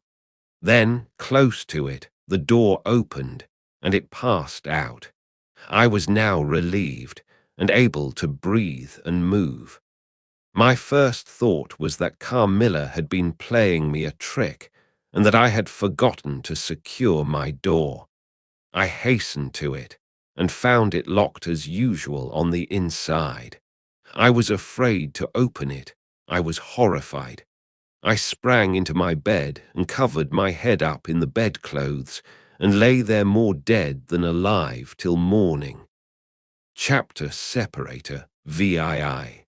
Descending, it would be vain my attempting to tell you the horror with which, even now, I recall the occurrence of that night. It was no such transitory terror as a dream leaves behind it. It seemed to deepen by time, and communicated itself to the room and the very furniture that had encompassed the apparition. I could not bear next day to be alone for a moment. I should have told Papa, but for two opposite reasons. At one time I thought he would laugh at my story, and I could not bear its being treated as a jest. And at another, I thought he might fancy that I had been attacked by the mysterious complaint which had invaded our neighborhood. I had myself no misgiving of the kind, and as he had been rather an invalid for some time, I was afraid of alarming him. I was comfortable enough with my good-natured companions, Madame Perrodon and the vivacious Mademoiselle Lafontaine. They both perceived that I was out of spirits and nervous, and at length I told them what lay so heavy at my heart. Mademoiselle laughed, but I fancied that Madame Perrodon looked anxious. "By the by," said Mademoiselle, laughing, "the long lime tree walk behind Carmilla's bedroom window is haunted." "Nonsense!" exclaimed Madame, who probably thought the theme rather inopportune, and who tells that story. "My dear, Martin says that he came up twice, when the old yard gate was being repaired before sunrise, and twice saw the same female figure walking down the lime tree avenue." "So he well might, as long as there are cows to milk in the river fields," said Madame. "I dare say, but Martin chooses to be frightened. and never did I see fool more frightened. You must not say a word about it to Carmilla, because she can see down that walk from her room window, I interposed, and she is, if possible, a greater coward than I. Carmilla came down rather later than usual that day. I was so frightened last night, she said, so soon as we're together, and I am sure I should have seen something dreadful if it had not been for that charm I bought from the poor little hunchback, whom I called such hard names. I had a dream of something black coming round my bed, and I awoke in a perfect horror, and I really thought, for some seconds, I saw a dark figure near the chimney-piece, but I felt under my pillow for my charm, and the moment my fingers touched it, the figure disappeared, and I felt quite certain only that I had it by me, that something frightful would have made its appearance, and perhaps throttled me, as it did those poor people we heard of. Well, listen to me, I began, and recounted my adventure, at the recital of which she appeared horrified. And had you the charm near you? She asked, earnestly. No, I had dropped it into a china vase in the drawing-room, but I shall certainly take it with me tonight, as you have so much faith in it. At this distance of time, I cannot tell you, or even understand, how I overcame my horror so effectually as to lie alone in my room that night. I remember distinctly that I pinned the charm to my pillow. I fell asleep almost immediately, and slept even more soundly than usual all night. Next night I passed as well. My sleep was delightfully deep and dreamless, but I wakened with a sense of lassitude and melancholy, which, however, did not exceed a degree that was almost luxurious. Well, I told you so, said Carmilla, when I described my quiet sleep. I had such delightful sleep myself last night. I pinned the charm to the breast of my nightdress. It was too far away the night before. I am quite sure it was all fancy, except the dreams. I used to think that evil spirits made dreams, but our doctor told me it is no such thing. Only a fever passing by, or some other malady, as they often do, he said, knocks at the door, and not being able to get in, passes on with that alarm. And what do you think the charm is? Said I. It has been fumigated or immersed in some drug, and is an antidote against the malaria, she answered. Then it acts only on the body. Certainly. You don't suppose that evil spirits are frightened by bits of ribbon or the perfumes of a druggist's shop. No, these complaints, wandering in the air, begin by trying the nerves, and so infect the brain. But before they can seize upon you, the antidote repels them. That I am sure is what the charm has done for us. It is nothing magical, it is simply natural. I should have been happier if I could have quite agreed with Carmilla, but I did my best, and the impression was a little losing its force. For some nights I slept profoundly, but still every morning I felt the same lassitude, and a languor weighed upon me all day. I felt myself a changed girl. A strange melancholy was stealing over me, a melancholy that I would not have interrupted. Dim thoughts of death began to open, and an idea that I was slowly sinking took gentle, and somehow not unwelcome, possession of me. If it was sad, the tone of mind which this induced was also sweet. Whatever it might be, my soul acquiesced in it. I would not admit that I was ill. I would not consent to tell my papa, or to have the doctor sent for. Carmilla became more devoted to me than ever, and her strange paroxysms of languid adoration more frequent. She used to gloat on me with increasing ardor the more my strength and spirits waned. This always shocked me like a momentary glare of insanity. Without knowing it, I was now in a pretty advanced stage of the strangest illness under which mortal ever suffered. There was an unaccountable fascination in its earlier symptoms that more than reconciled me to the incapacitating effect of that stage of the malady. This fascination increased for a time until it reached a certain point when gradually a sense of the horrible mingled itself with it, deepening, as you shall hear, until it discolored and perverted the whole state of my life. The first change I experienced was rather agreeable. It was very near the turning point from which began the descent of Avernus. Certain vague and strange sensations visited me in my sleep. The prevailing one was of that pleasant, peculiar cold thrill which we feel in bathing, when we move against the current of a river.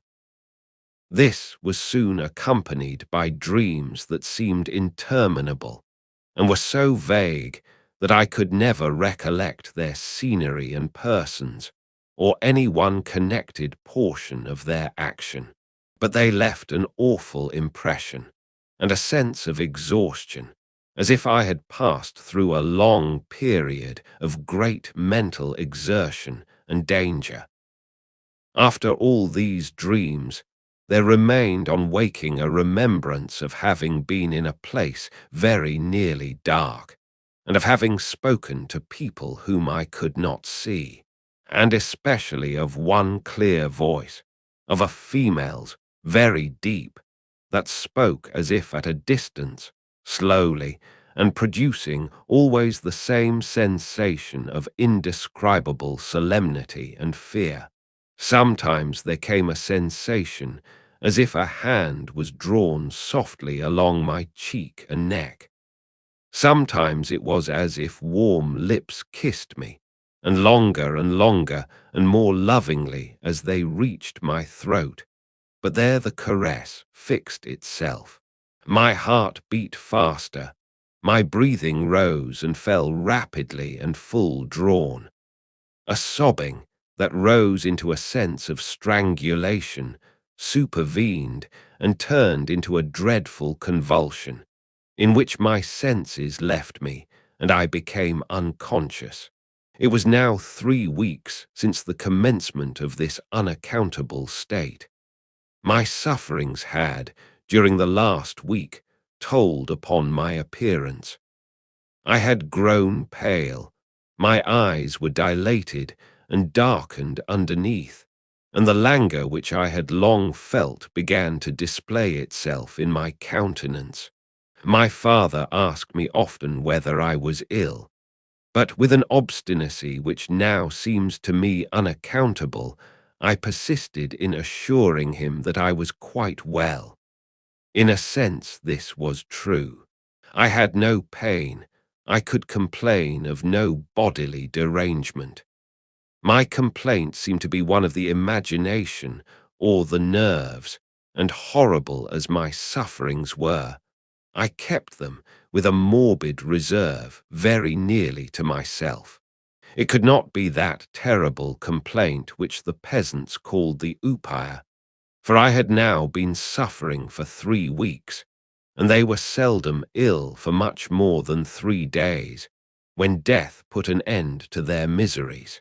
Carmilla complained of dreams and feverish sensations, but by no means of so alarming a kind as mine. I say that mine were extremely alarming. Had I been capable of comprehending my condition, I would have invoked aid and advice on my knees. The narcotic of an unsuspected influence was acting upon me, and my perceptions were benumbed. I am going to tell you now of a dream that led immediately to an odd discovery. One night, instead of the voice I was accustomed to hear in the dark, I heard one, sweet and tender, and at the same time terrible, which said, "Your mother warns you to beware of the assassin." At the same time, a light unexpectedly sprang up, and I saw Carmilla standing near the foot of my bed in her white nightdress, bathed from her chin to her feet in one great stain of blood. I wakened with a shriek, possessed with the one idea that Carmilla was being murdered. I remember springing from my bed, and my next recollection is that of standing on the lobby, crying for help. Madame and Mademoiselle came scurrying out of their rooms in alarm. A lamp burned always on the lobby, and seeing me, they soon learned the cause of my terror. I insisted on our knocking at Carmilla's door. Our knocking was unanswered. It soon became a pounding and an uproar. We shrieked her name, but all was vain. We all grew frightened, for the door was locked. We hurried back in panic to my room. There we rang the bell long and furiously. If my father's room had been at that side of the house, we would have called him up at once to our aid. But alas, he was quite out of hearing, and to reach him involved an excursion for which we none of us had courage. Servants, however, soon came running up the stairs. I had got on my dressing gown and slippers meanwhile, and my companions were already similarly furnished. Recognizing the voices of the servants on the lobby, we sallied out together, and having renewed, as fruitlessly, our summons at Carmilla's door, I ordered the men to force the lock. They did so, and we stood, holding our lights aloft in the doorway, and so stared into the room. We called her by name, but there was still no reply. We looked round the room. Everything was undisturbed. It was exactly in the state in which I had left it on bidding her good night. But Carmilla was gone. Chapter separator VIII. Search at sight of the room, perfectly undisturbed, except for our violent entrance. We began to cool a little, and soon recovered our senses sufficiently to dismiss the men. It had struck Mademoiselle that possibly Carmilla had been wakened by the uproar at her door, and in her first panic had jumped from her bed and hid herself in a press or behind a curtain, from which she could not, of course, emerge until the majordomo and his myrmidons had withdrawn. We now recommenced our search and began to call her name again. It was all to no purpose. Our perplexity and agitation increased. We examined the windows, but they were secured.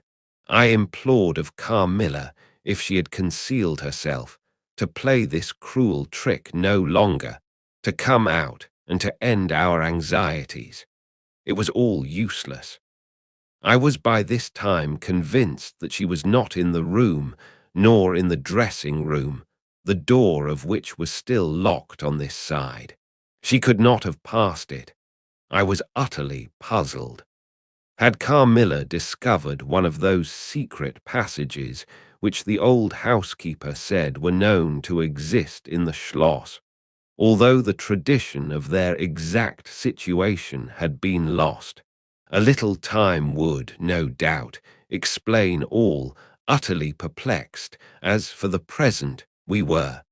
It was past 4 o'clock, and I preferred passing the remaining hours of darkness in Madame's room. Daylight brought no solution of the difficulty.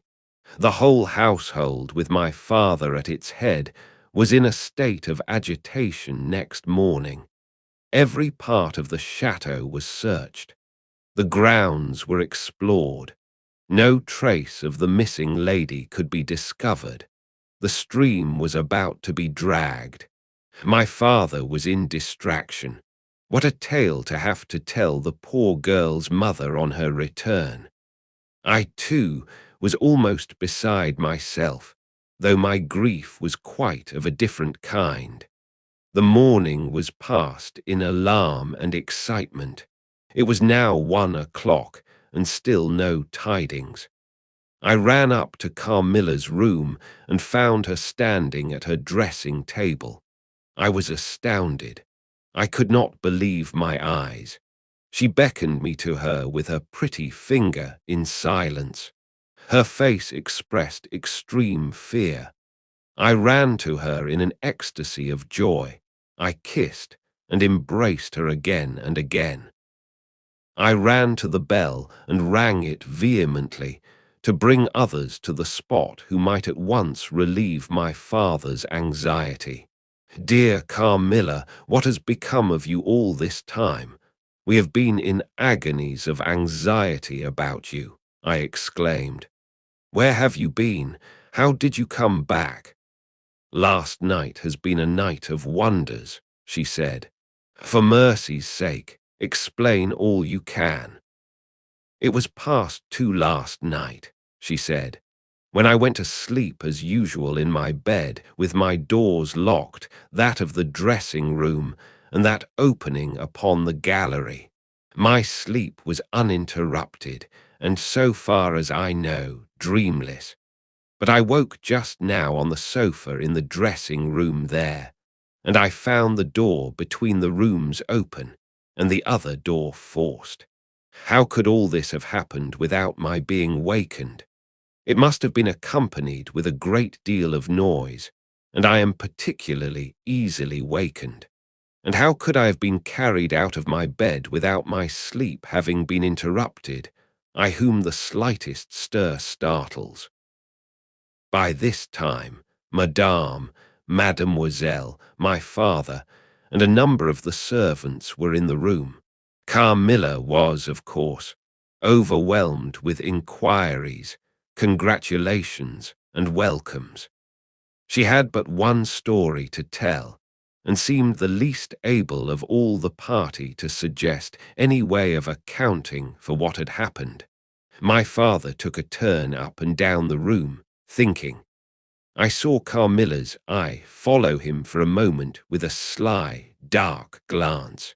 When my father had sent the servants away, Mademoiselle having gone in search of a little bottle of valerian and sal volatile, and there being no one now in the room with Carmilla except my father, Madame, and myself, he came to her thoughtfully, took her hand very kindly, led her to the sofa, and sat down beside her.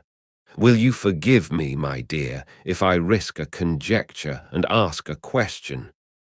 "Who can have a better right?" she said. "Ask what you please, and I will tell you everything. But my story is simply one of bewilderment and darkness. I know absolutely nothing. Put any question you please, but you know, of course, the limitations Mamma has placed me under." "Perfectly, my dear child. I need not approach the topics on which she desires our silence.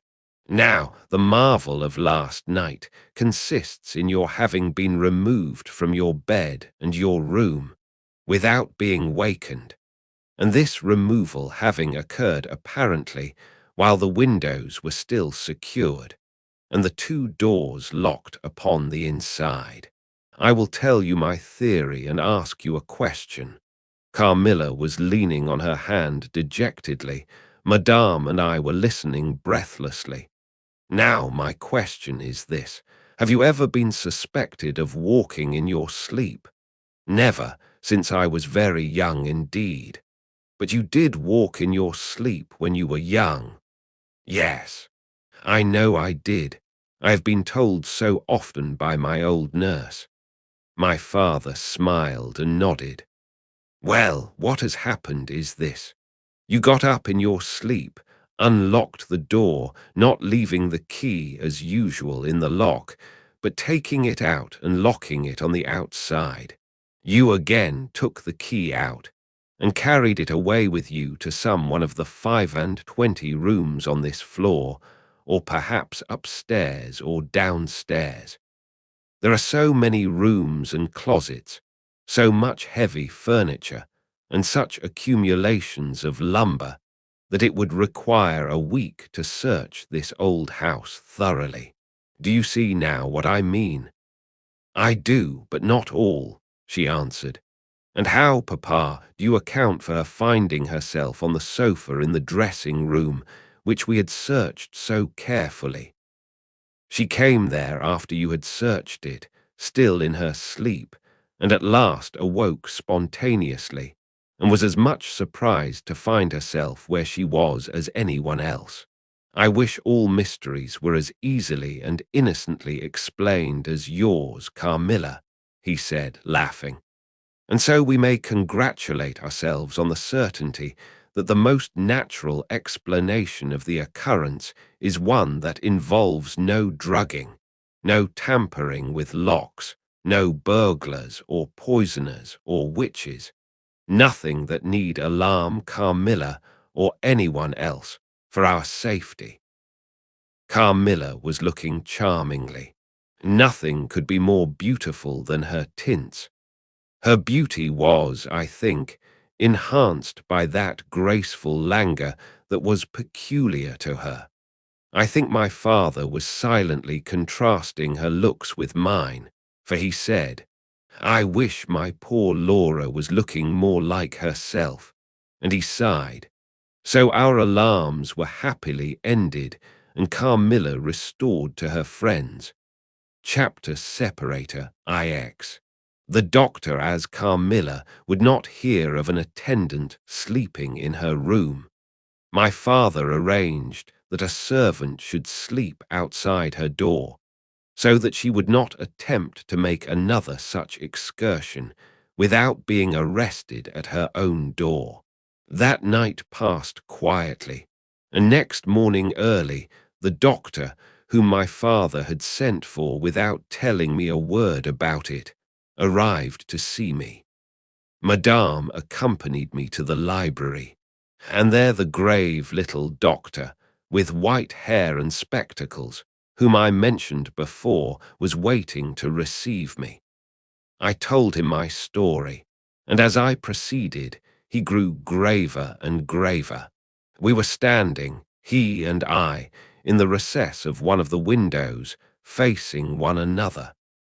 When my statement was over, he leaned with his shoulders against the wall, and with his eyes fixed on me earnestly, with an interest in which was a dash of horror. After a minute's reflection, he asked Madame if he could see my father. He was sent for accordingly, and as he entered, smiling, he said, "I dare say, doctor, you are going to tell me that I am an old fool for having brought you here. I hope I am." But his smile faded into shadow as the doctor, with a very grave face, beckoned him to him. He and the doctor talked for some time in the same recess where I had just conferred with the physician. It seemed an earnest and argumentative conversation. The room is very large, and I and Madame stood together, burning with curiosity at the farther end. Not a word could we hear, however, for they spoke in a very low tone, and the deep recess of the window quite concealed the doctor from view, and very nearly my father, whose foot, arm, and shoulder only could we see, and the voices were, I suppose, all the less audible for the sort of closet which the thick wall and window formed. After a time, my father's face looked into the room. It was pale, thoughtful, and I fancied agitated. "Laura, dear, come here for a moment. Madame, we shan't trouble you, the doctor says, at present." Accordingly, I approached, for the first time a little alarmed, for although I felt very weak, I did not feel ill, and strength, one always fancies, is a thing that may be picked up when we please. My father held out his hand to me as I drew near, but he was looking at the doctor, and he said, "It certainly is very odd. I don't understand it quite. Laura, come here, dear.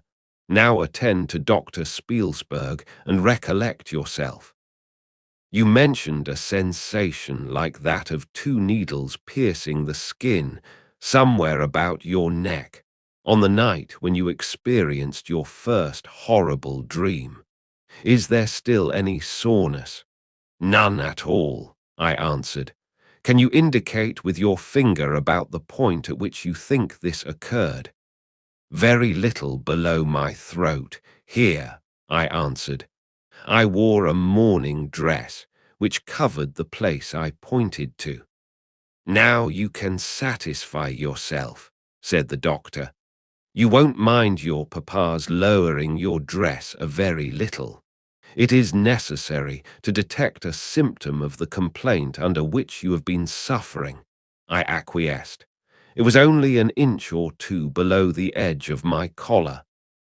"God bless me! So it is," exclaimed my father, growing pale. "You see it now with your own eyes," said the doctor with a gloomy triumph. "What is it?" I exclaimed, beginning to be frightened. "Nothing, my dear young lady, but a small blue spot about the size of the tip of your little finger. And now," he continued, turning to Papa, "the question is what is best to be done. Is there any danger?" I urged in great trepidation. "I trust not, my dear," answered the doctor. "I don't see why you should not recover. I don't see why you should not begin immediately to get better. That is the point at which the sense of strangulation begins." "Yes," I answered, "and recollect as well as you can. The same point was a kind of center of that thrill which you described just now, like the current of a cold stream running against you." "It may have been. I think it was. Ah, you see," he added, turning to my father. "Shall I say a word to Madame?" "Certainly," said my father. He called Madame to him and said, "I find my young friend here far from well. It won't be of any great consequence, I hope, but it will be necessary that some steps be taken, which I will explain by and by. But in the meantime, Madame, you will be so good as not to let Miss Laura be alone for one moment. That is the only direction I need give for the present. It is indispensable. We may rely upon your kindness, Madame, I know," added my father. Madame satisfied him eagerly. "And you, dear Laura, I know you will observe the doctor's direction. I shall have to ask your opinion upon another patient, whose symptoms slightly resemble those of my daughter that have just been detailed to you, very much milder in degree, but I believe quite of the same sort. She is a young lady, our guest, but as you say you will be passing this way again this evening, you can't do better than take your supper here, and you can then see her. She does not come down till the afternoon." "I thank you," said the doctor. "I shall be with you, then, at about 7 this evening." And then they repeated their directions to me and to Madame, and with this parting charge my father left us and walked out with the doctor, and I saw them pacing together up and down between the road and the moat, on the grassy platform in front of the castle, evidently absorbed in earnest conversation. The doctor did not return. I saw him mount his horse there, take his leave, and ride away eastward through the forest. Nearly at the same time, I saw the man arrive from Dranfield with the letters, and dismount and hand the bag to my father. In the meantime, Madame and I were both busy. lost in conjecture as to the reasons of the singular and earnest direction which the doctor and my father had concurred in imposing. Madame, as she afterwards told me, was afraid the doctor apprehended a sudden seizure, and that, without prompt assistance, I might either lose my life in a fit or at least be seriously hurt. The interpretation did not strike me, and I fancied, perhaps luckily for my nerves, that the arrangement was prescribed simply to secure a companion who would prevent my taking too much exercise, or eating unripe fruit, or doing any of the 50 foolish things to which young people are supposed to be prone. About half an hour after my father came in, he had a letter in his hand, and said, "This letter had been delayed. It is from General Spielsdorf. He might have been here yesterday. He may not come till tomorrow, or he may be here today."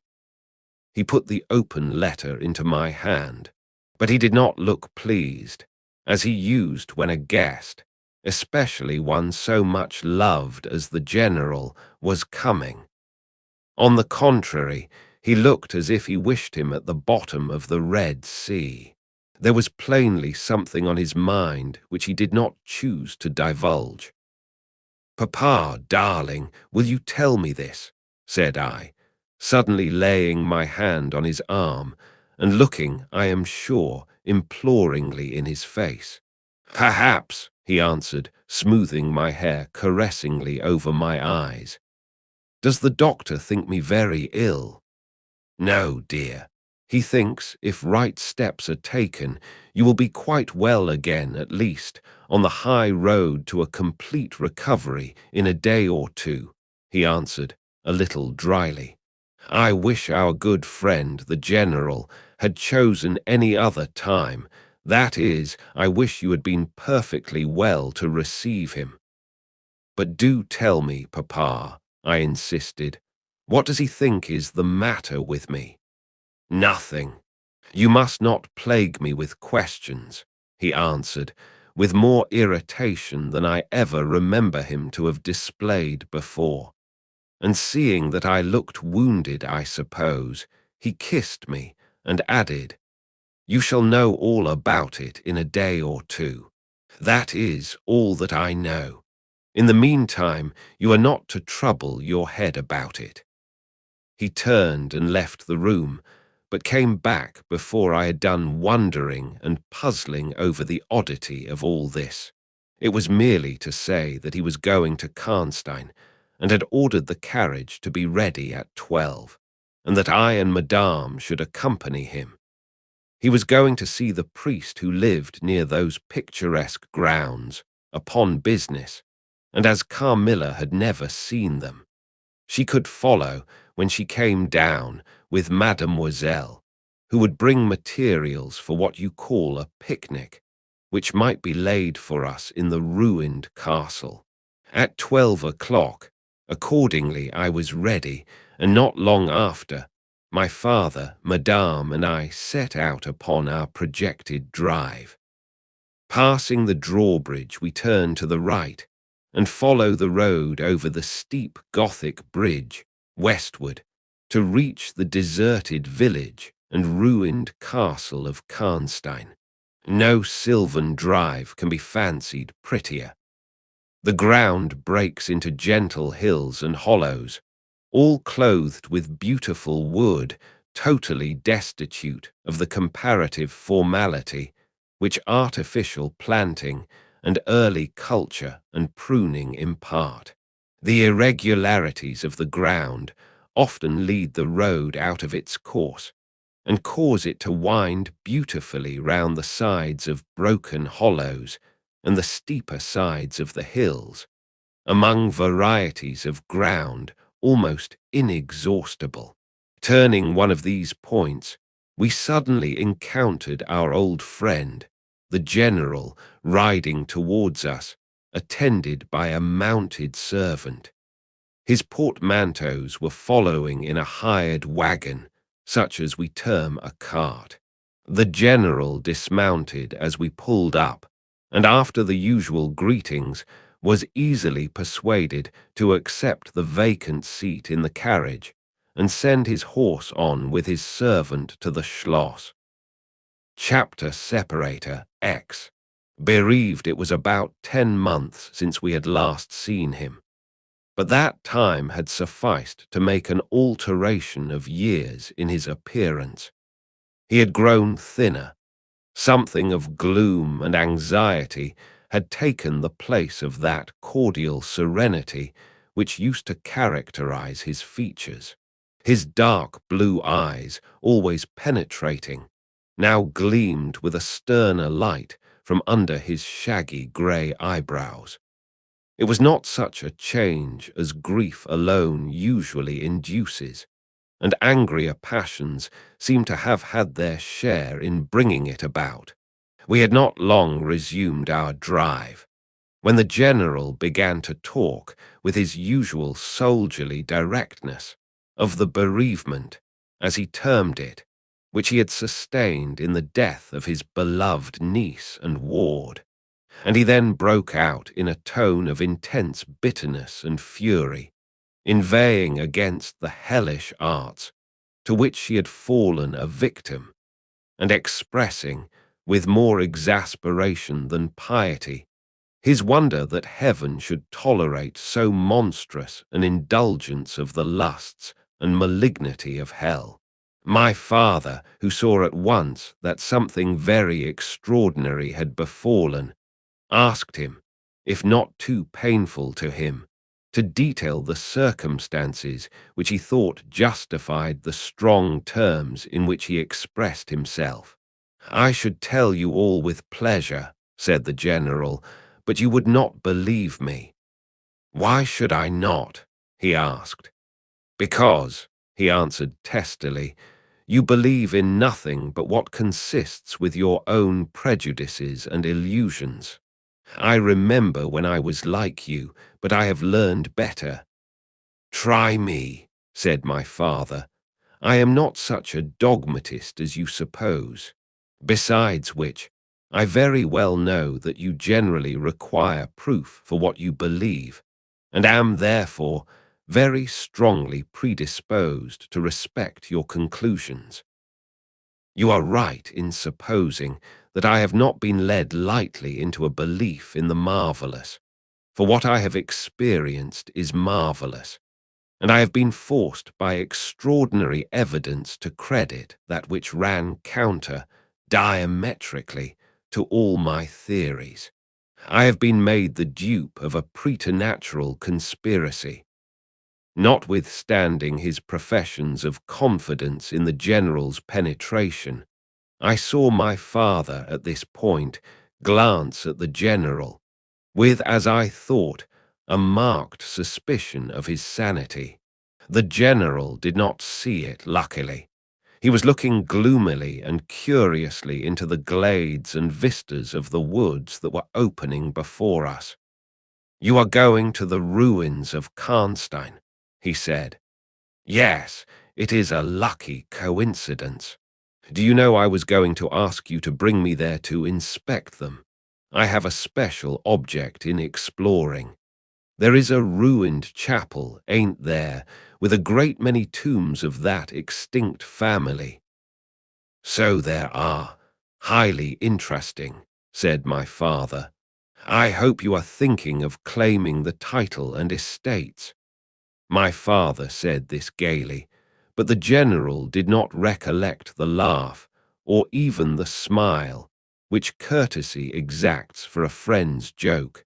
On the contrary, he looked grave and even fierce, ruminating on a matter that stirred his anger and horror.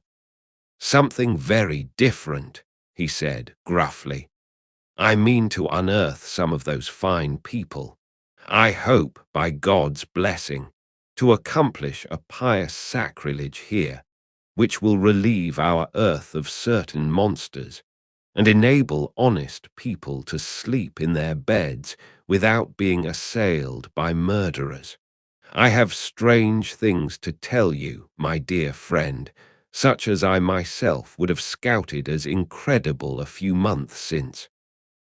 My father looked at him again, but this time not with a glance of suspicion, with an eye, rather, of keen intelligence and alarm. "The house of Karnstein," he said, "has been long extinct, 100 years at least. My dear wife was maternally descended from the Karnsteins, but the name and title have long ceased to exist. The castle is a ruin. The very village is deserted. It is 50 years since the smoke of a chimney was seen there, not a roof left." "Quite true. I have heard a great deal about that since I last saw you, a great deal that will astonish you. But I had better relate everything in the order in which it occurred," said the general. "You saw my dear ward, my child, I may call her. No creature could have been more beautiful, and only 3 months ago none more blooming." "Yes, poor thing. When I saw her last, she certainly was quite lovely," said my father. "I was grieved and shocked more than I can tell you, my dear friend. I knew what a blow it was to you." He took the general's hand, and they exchanged a kind pressure. Tears gathered in the old soldier's eyes. He did not seek to conceal them. He said, "We have been very old friends. I knew you would feel for me, childless as I am." She had become an object of very near interest to me, and repaid my care by an affection that cheered my home and made my life happy. That is all gone. The years that remain to me on earth may not be very long, but by God's mercy I hope to accomplish a service to mankind before I die, and to subserve the vengeance of heaven upon the fiends who have murdered my poor child in the spring of her hopes and beauty. You said, just now, that you intended relating everything as it occurred," said my father. "Pray do. I assure you that it is not mere curiosity that prompts me." By this time, we had reached the point at which the Drunstall road, by which the general had come, diverges from the road which we were travelling to Karnstein. "How far is it to the ruins?" inquired the general, looking anxiously forward. "About half a league," answered my father. "Pray let us hear the story you were so good as to promise." Chapter Separator XI. "The story with all my heart," said the general, with an effort, and after a short pause in which to arrange his subject, he commenced one of the strangest narratives I ever heard. "My dear child was looking forward with great pleasure to the visit you had been so good as to arrange for her to your charming daughter." Here he made me a gallant but melancholy bow. "In the meantime, we had an invitation to my old friend, the Count Karlsfeld, whose Schloss is about 6 leagues to the other side of Karnstein. It was to attend the series of fêtes which, you remember, were given by him in honor of his illustrious visitor, the Grand Duke Charles." "Yes, and very splendid, I believe they were," said my father. "Princely, but then his hospitalities are quite regal. He has Aladdin's lamp. The night from which my sorrow dates was devoted to a magnificent masquerade. The grounds were thrown open, the trees hung with colored lamps. There was such a display of fireworks as Paris itself had never witnessed. And such music. Music, you know, is my weakness. Such ravishing music. The finest instrumental band, perhaps, in the world, and the finest singers who could be collected from all the great operas in Europe. As you wandered through these fantastically illuminated grounds, the moonlighted chateau throwing a rosy light from its long rows of windows, you would suddenly hear these ravishing voices stealing from the silence of some grove, or rising from boats upon the lake. I felt myself, as I looked and listened, carried back into the romance and poetry of my early youth. When the fireworks were ended, and the ball beginning, we returned to the noble suite of rooms that were thrown open to the dancers. A masked ball, you know, is a beautiful sight, but so brilliant a spectacle of the kind I never saw before. It was a very aristocratic assembly.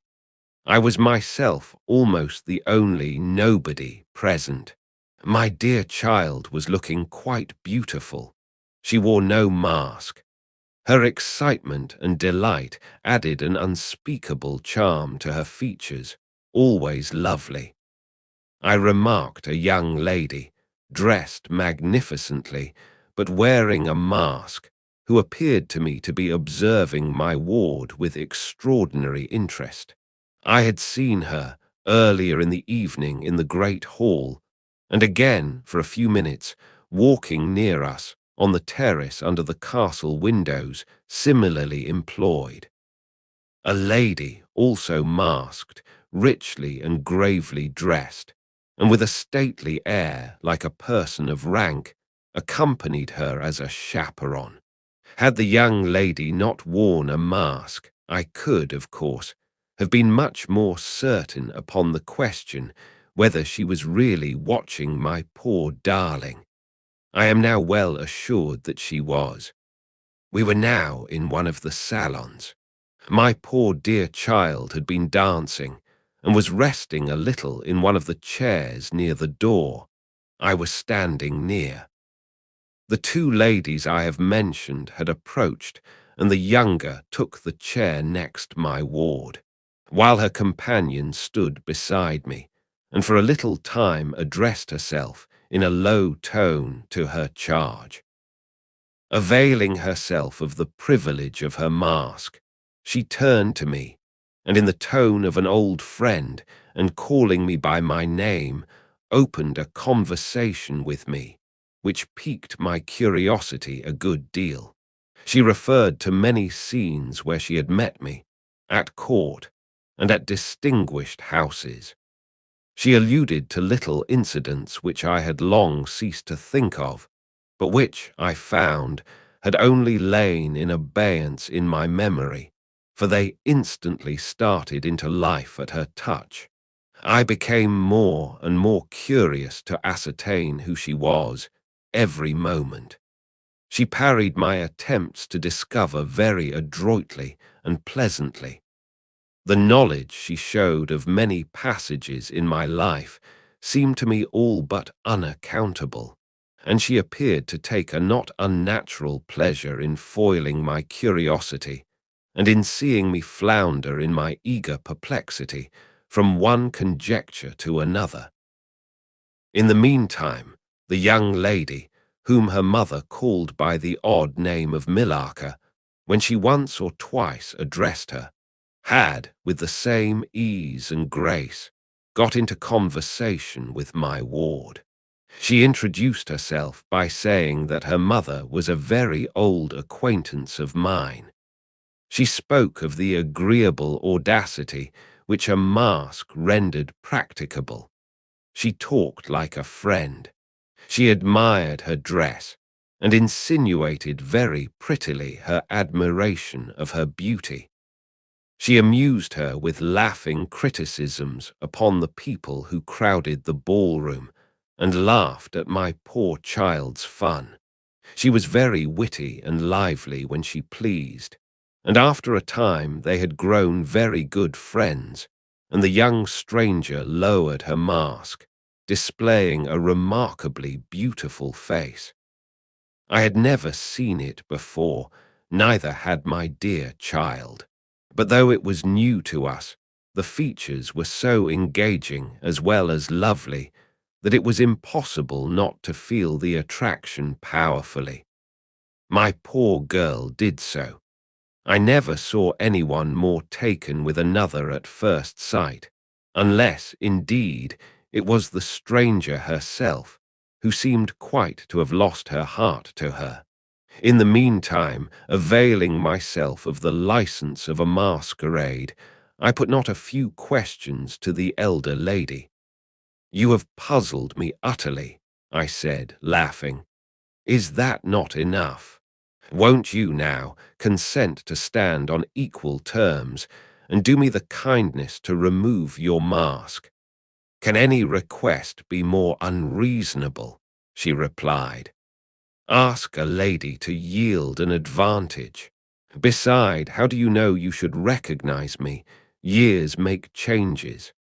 "As you see," I said with a bow and, I suppose, a rather melancholy little laugh.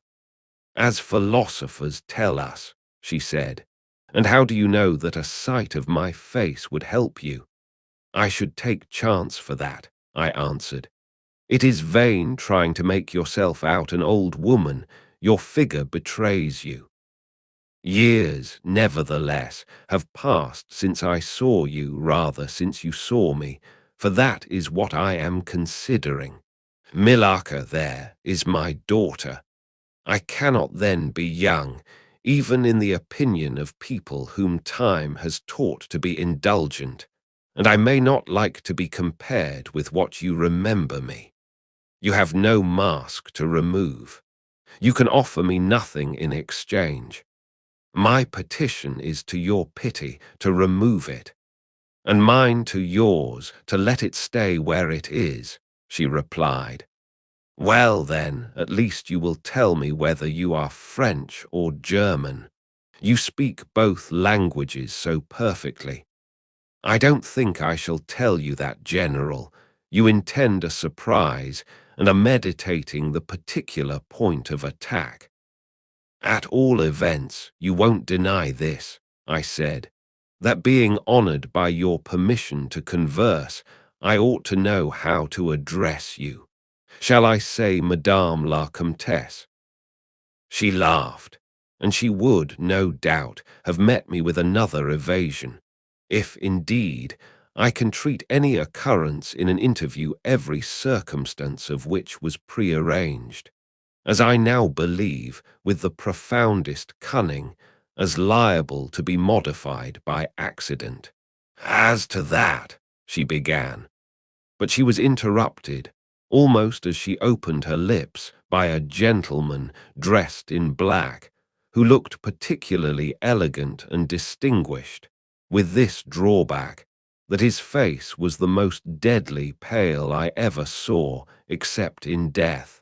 He was in no masquerade, in the plain evening dress of a gentleman, and he said, without a smile, but with a courtly and unusually low bow, "Will Madame la Comtesse permit me to say a very few words which may interest her?" The lady turned quickly to him and touched her lip in token of silence. She then said to me, "Keep my place for me, General. I shall return when I have said a few words." And with this injunction, playfully given, she walked a little aside with the gentleman in black and talked for some minutes, apparently very earnestly. They then walked away slowly together in the crowd, and I lost them for some minutes. I spent the interval in cudgelling my brains for a conjecture as to the identity of the lady who seemed to remember me so kindly, and I was thinking of turning about and joining in the conversation between my pretty ward and the Countess's daughter, and trying whether, by the time she returned, I might not have a surprise in store for her, by having her name, title, chateau, and estates at my fingers' ends.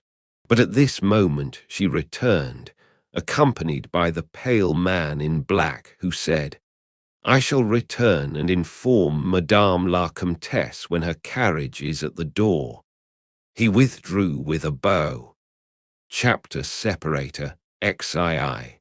A petition. Then we are to lose Madame la Comtesse, But I hope only for a few hours, I said, with a low bow. It may be that only, or it may be a few weeks. It was very unlucky his speaking to me just now as he did. Do you now know me? I assured her I did not. You shall know me, she said, but not at present. We are older and better friends than perhaps you suspect. I cannot yet declare myself. I shall in 3 weeks pass your beautiful Schloss, about which I have been making enquiries. I shall then look in upon you for an hour or two, and renew a friendship which I never think of without 1,000 pleasant recollections. This moment a piece of news has reached me like a thunderbolt. I must set out now, and travel by a devious route, nearly 100 miles, with all the dispatch I can possibly make. My perplexities multiply. I am only deterred by the compulsory reserve I practice, as to my name, from making a very singular request of you. My poor child has not quite recovered her strength. Her horse fell with her, at a hunt which she had ridden out to witness. Her nerves have not yet recovered the shock, and our physician says that she must on no account exert herself for some time to come. We came here, in consequence, by very easy stages, hardly 6 leagues a day. I must now travel day and night, on a mission of life and death, a mission the critical and momentous nature of which I shall be able to explain to you when we meet, as I hope we shall, in a few weeks, without the necessity of any concealment. She went on to make her petition, and it was in the tone of a person from whom such a request amounted to conferring, rather than seeking a favor. This was only in manner, and, as it seemed, quite unconsciously. Than the terms in which it was expressed, nothing could be more deprecatory. It was simply that I would consent to take charge of her daughter during her absence. This was, all things considered, a strange, not to say an audacious request. She in some sort disarmed me, by stating and admitting everything that could be urged against it, and throwing herself entirely upon my chivalry. At the same moment, by a fatality that seems to have predetermined all that happened, my poor child came to my side, and in an undertone besought me to invite her new friend, Millarca, to pay us a visit. She had just been sounding her, and thought, if her mamma would allow her, she would like it extremely. At another time I should have told her to wait a little, until, at least, we knew who they were. But I had not a moment to think in. The two ladies assailed me together, and I must confess the refined and beautiful face of the young lady, about which there was something extremely engaging, as well as the elegance and fire of high birth, determined me, and quite overpowered, I submitted, and undertook, too easily, the care of the young lady, whom her mother called Millarca. The Countess beckoned to her daughter, who listened with grave attention while she told her, in general terms, how suddenly and peremptorily she had been summoned, and also of the arrangement she had made for her under my care, adding that I was one of her earliest and most valued friends. I made, of course, such speeches as the case seemed to call for, and found myself, on reflection, in a position which I did not half like. The gentleman in black returned, and very ceremoniously conducted the lady from the room. The demeanor of this gentleman was such as to impress me with the conviction that the Countess was a lady of very much more importance than her modest title alone might have led me to assume. Her last charge to me was that no attempt was to be made to learn more about her than I might have already guessed until her return. Our distinguished host, whose guest she was, knew her reasons. "But here," she said, "neither I nor my daughter could safely remain for more than a day." I removed my mask imprudently for a moment about an hour ago, and too late I fancied you saw me. So I resolved to seek an opportunity of talking a little to you. Had I found that you had seen me, I would have thrown myself on your high sense of honor to keep my secret some weeks. As it is, I am satisfied that you did not see me. But if you now suspect, or on reflection should suspect, who I am, I commit myself in like manner entirely to your honor. My daughter will observe the same secrecy, and I well know that you will, from time to time, remind her, lest she should thoughtlessly disclose it. She whispered a few words to her daughter, kissed her hurriedly twice, and went away, accompanied by the pale gentleman in black, and disappeared in the crowd. "In the next room," said Millarca, "there is a window that looks upon the hall door. I should like to see the last of Mamma and to kiss my hand to her." We assented, of course, and accompanied her to the window. We looked out and saw a handsome, old-fashioned carriage with a troop of couriers and footmen. We saw the slim figure of the pale gentleman in black as he held a thick velvet cloak and placed it about her shoulders and threw the hood over her head. She nodded to him and just touched his hand with hers. He bowed low repeatedly as the door closed and the carriage began to move. "She is gone," said Millarca with a sigh. "She is gone," I repeated to myself for the first time in the hurried moments that had elapsed since my consent, reflecting upon the folly of my act. "She did not look up," said the young lady plaintively. "The Countess had taken off her mask, perhaps, and did not care to show her face," I said, "and she could not know that you were in the window." She sighed and looked in my face. She was so beautiful that I relented. I was sorry I had for a moment repented of my hospitality, and I determined to make her amends for the unavowed churlishness of my reception. The young lady, replacing her mask, joined my ward in persuading me to return to the grounds, where the concert was soon to be renewed. We did so, and walked up and down the terrace that lies under the castle windows. Millarca became very intimate with us, and amused us with lively descriptions and stories of most of the great people whom we saw upon the terrace. I liked her more and more every minute. Her gossip, without being ill-natured, was extremely diverting to me, who had been so long out of the great world. I thought what life she would give to our sometimes lonely evenings at home. This ball was not over until the morning sun had almost reached the horizon.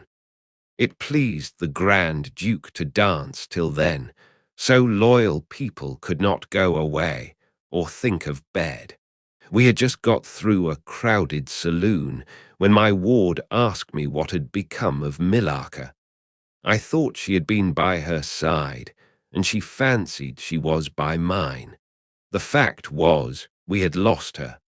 All my efforts to find her were vain.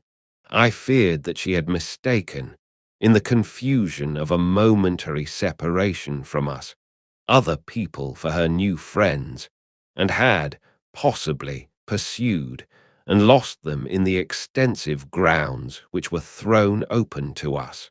Now, in its full force, I recognized a new folly in my having undertaken the charge of a young lady without so much as knowing her name. and fettered as I was by promises of the reasons for imposing which I knew nothing, I could not even point my inquiries by saying that the missing young lady was the daughter of the countess who had taken her departure a few hours before. Morning broke. It was clear daylight before I gave up my search. It was not till near 2 o'clock next day that we heard anything of my missing charge. At about that time, a servant knocked at my niece's door to say that he had been earnestly requested by a young lady, who appeared to be in great distress, to make out where she could find the General Baron Spielsdorf and the young lady his daughter, in whose charge she had been left by her mother.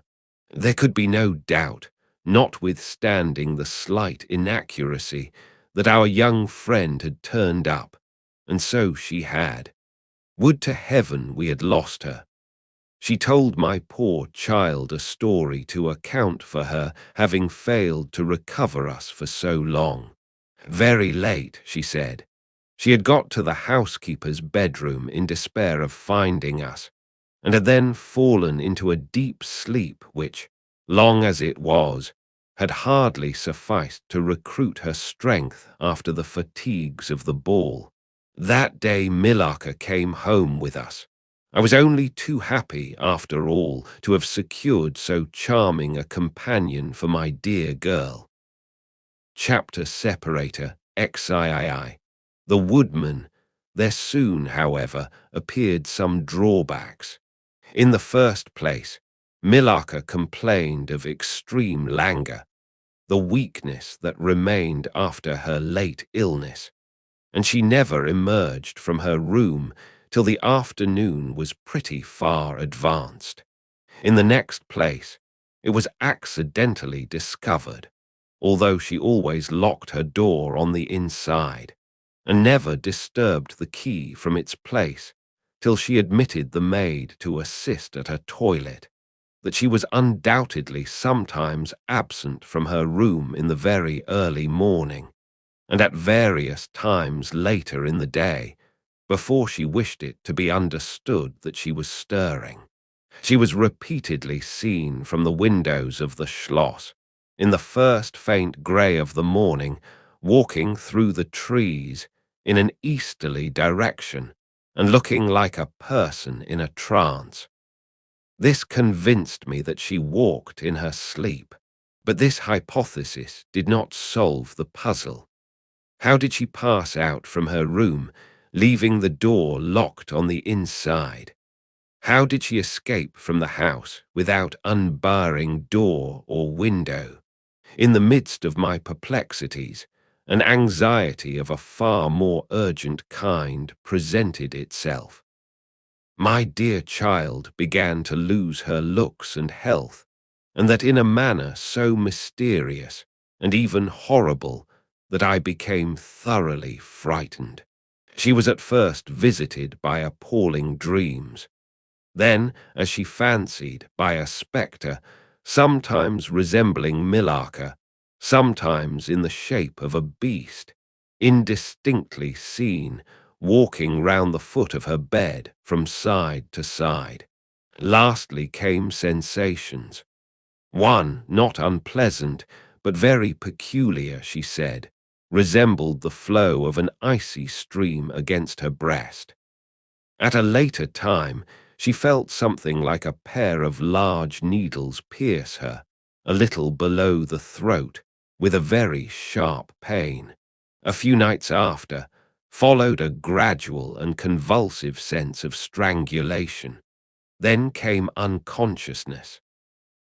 I could hear distinctly every word the kind old general was saying, because by this time we were driving upon the short grass that spreads on either side of the road as you approach the roofless village which had not shown the smoke of a chimney for more than half a century. You may guess how strangely I felt as I heard my own symptoms so exactly described in those which had been experienced by the poor girl who, but for the catastrophe which followed, would have been at that moment a visitor at my father's chateau. You may suppose, also, how I felt as I heard him detail habits and mysterious peculiarities which were, in fact, those of our beautiful guest, Carmilla. A vista opened in the forest. We were on a sudden under the chimneys and gables of the ruined village, and the towers and battlements of the dismantled castle, round which gigantic trees are grouped, overhung us from a slight eminence. In a frightened dream I got down from the carriage, and in silence, for we had each abundant matter for thinking, we soon mounted the ascent, and were among the spacious chambers, winding stairs, and dark corridors of the castle. And this was once the palatial residence of the Karnsteins, said the old general at length, as from a great window he looked out across the village and saw the wide, undulating expanse of forest. It was a bad family, and here its blood-stained annals were written, he continued. It is hard that they should, after death, continue to plague the human race with their atrocious lusts. That is the chapel of the Karnsteins, down there. He pointed down to the grey walls of the Gothic building partly visible through the foliage, a little way down the steep. And I hear the axe of a woodman, he added, busy among the trees that surround it. He possibly may give us the information of which I am in search, and point out the grave of Mircalla, Countess of Karnstein. These rustics preserve the local traditions of great families, whose stories die out among the rich, and titled so soon as the families themselves become extinct. We have a portrait at home of Mircalla, the Countess Karnstein. Should you like to see it? Asked my father. Time enough, dear friend, replied the general. I believe that I have seen the original, and one motive which has led me to you earlier than I at first intended was to explore the chapel which we are now approaching. What? See the Countess Mircalla, exclaimed my father. Why, she has been dead more than a century. Not so dead as you fancy, I am told, answered the general. I confess, General, you puzzle me utterly, replied my father, looking at him, I fancied, for a moment with a return of the suspicion I detected before. But although there was anger and detestation, at times, in the old general's manner, there was nothing flighty. There remains to me, he said, as we passed under the heavy arch of the Gothic church, for its dimensions would have justified its being so styled, but one object which can interest me during the few years that remain to me on earth, and that is to wreak on her the vengeance which, I thank God, may still be accomplished by a mortal arm. What vengeance can you mean? Asked my father, in increasing amazement.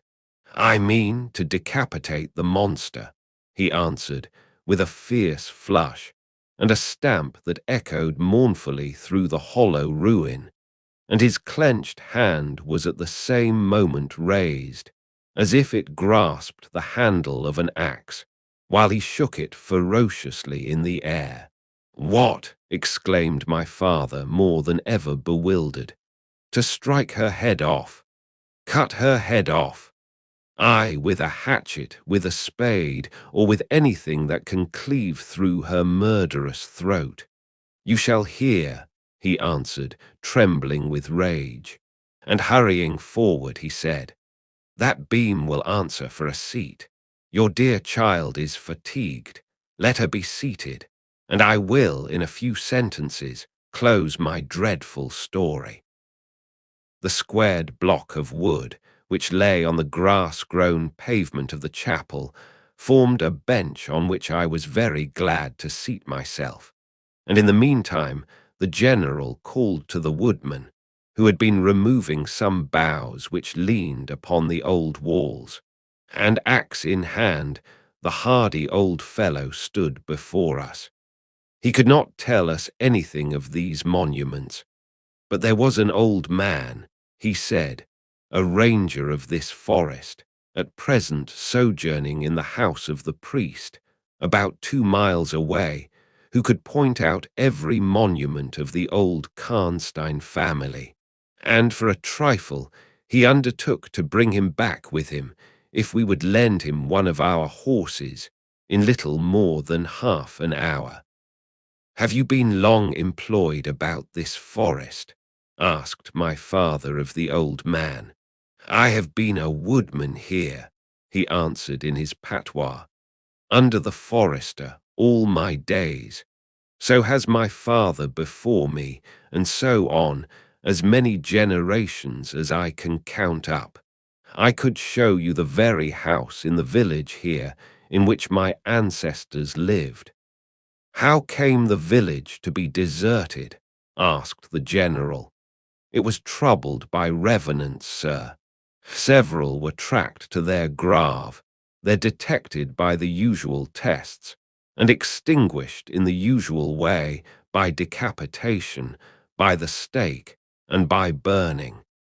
But not until many of the villagers were killed. But after all these proceedings, according to law," he continued, "so many graves opened, and so many vampires deprived of their horrible animation, the village was not relieved.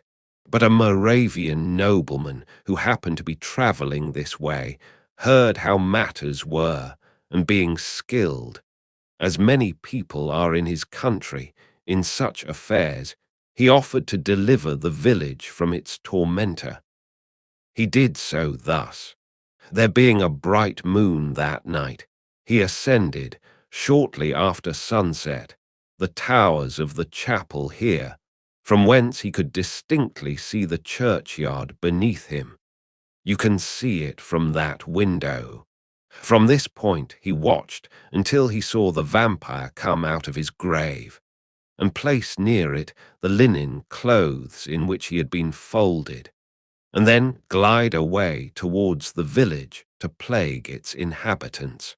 The stranger, having seen all this, came down from the steeple, took the linen wrappings of the vampire, and carried them up to the top of the tower, which he again mounted.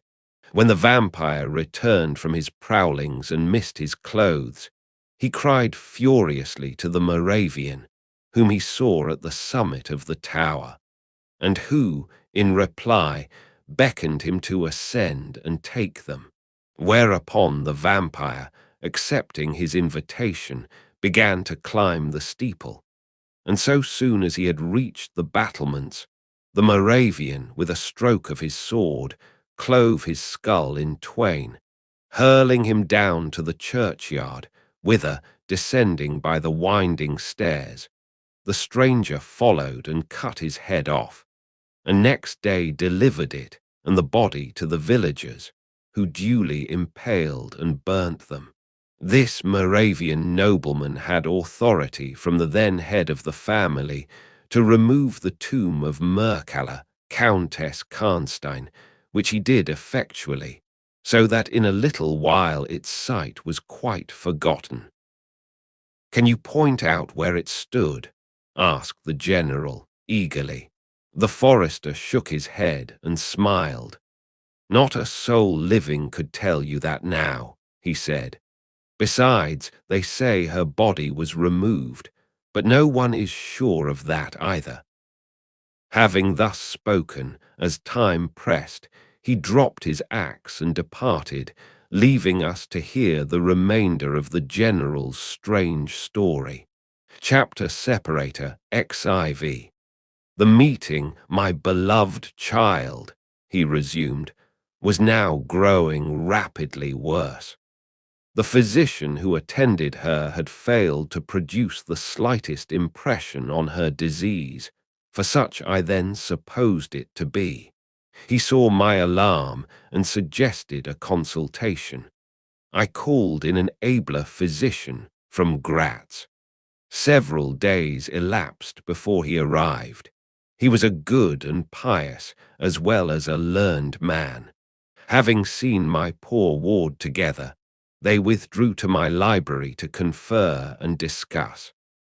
I, from the adjoining room, where I awaited their summons, heard these two gentlemen's voices raised in something sharper than a strictly philosophical discussion. I knocked at the door and entered. I found the old physician from Graz maintaining his theory. His rival was combating it with undisguised ridicule, accompanied with bursts of laughter. This unseemly manifestation subsided, and the altercation ended on my entrance. "Sir," said my first physician, "my learned brother seems to think that you want a conjurer, and not a doctor." "Pardon me," said the old physician from Graz, looking displeased. "I shall state my own view of the case in my own way another time. I grieve, Monsieur le General, that by my skill and science I can be of no use. Before I go, I shall do myself the honor to suggest something to you." He seemed thoughtful and sat down at a table and began to write. Profoundly disappointed, I made my bow, and as I turned to go, the other doctor pointed over his shoulder to his companion who was writing, and then, with a shrug, significantly touched his forehead. This consultation, then, left me precisely where I was. I walked out into the grounds, all but distracted. The doctor from Graz, in 10 or 15 minutes, overtook me. He apologized for having followed me, but said that he could not conscientiously take his leave without a few words more. He told me that he could not be mistaken. No natural disease exhibited the same symptoms, and that death was already very near. There remained, however, a day or possibly two of life. If the fatal seizure were at once arrested, with great care and skill her strength might possibly return. But all hung now upon the confines of the irrevocable. One more assault might extinguish the last spark of vitality which is, every moment, ready to die. "And what is the nature of the seizure you speak of?" I entreated. "I have stated all fully in this note, which I place in your hands upon the distinct condition that you send for the nearest clergyman, and open my letter in his presence, and on no account read it till he is with you. You would despise it else, and it is a matter of life and death. Should the priest fail you, then, indeed, you may read it." He asked me, before taking his leave finally, whether I would wish to see a man curiously learned upon the very subject, which, after I had read his letter, would probably interest me above all others, and he urged me earnestly to invite him to visit him there, and so took his leave. The ecclesiastic was absent, and I read the letter by myself. At another time, or in another case, it might have excited my ridicule. But into what quackeries will not people rush for a last chance, where all accustomed means have failed, and the life of a beloved object is at stake? Nothing, you will say, could be more absurd than the learned man's letter. It was monstrous enough to have consigned him to a madhouse. He said that the patient was suffering from the visits of a vampire. The punctures which he described as having occurred near the throat were, he insisted, the insertion of those two long, thin, and sharp teeth, which, it is well known, are peculiar to vampires.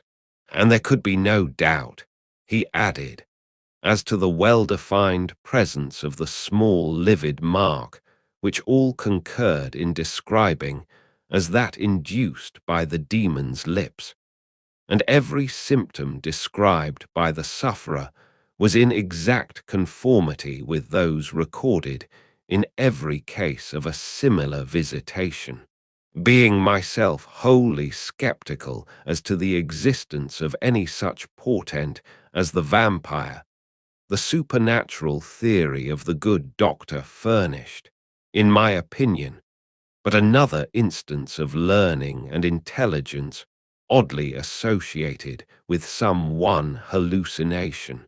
I was so miserable, however, that rather than try nothing, I acted upon the instructions of the letter.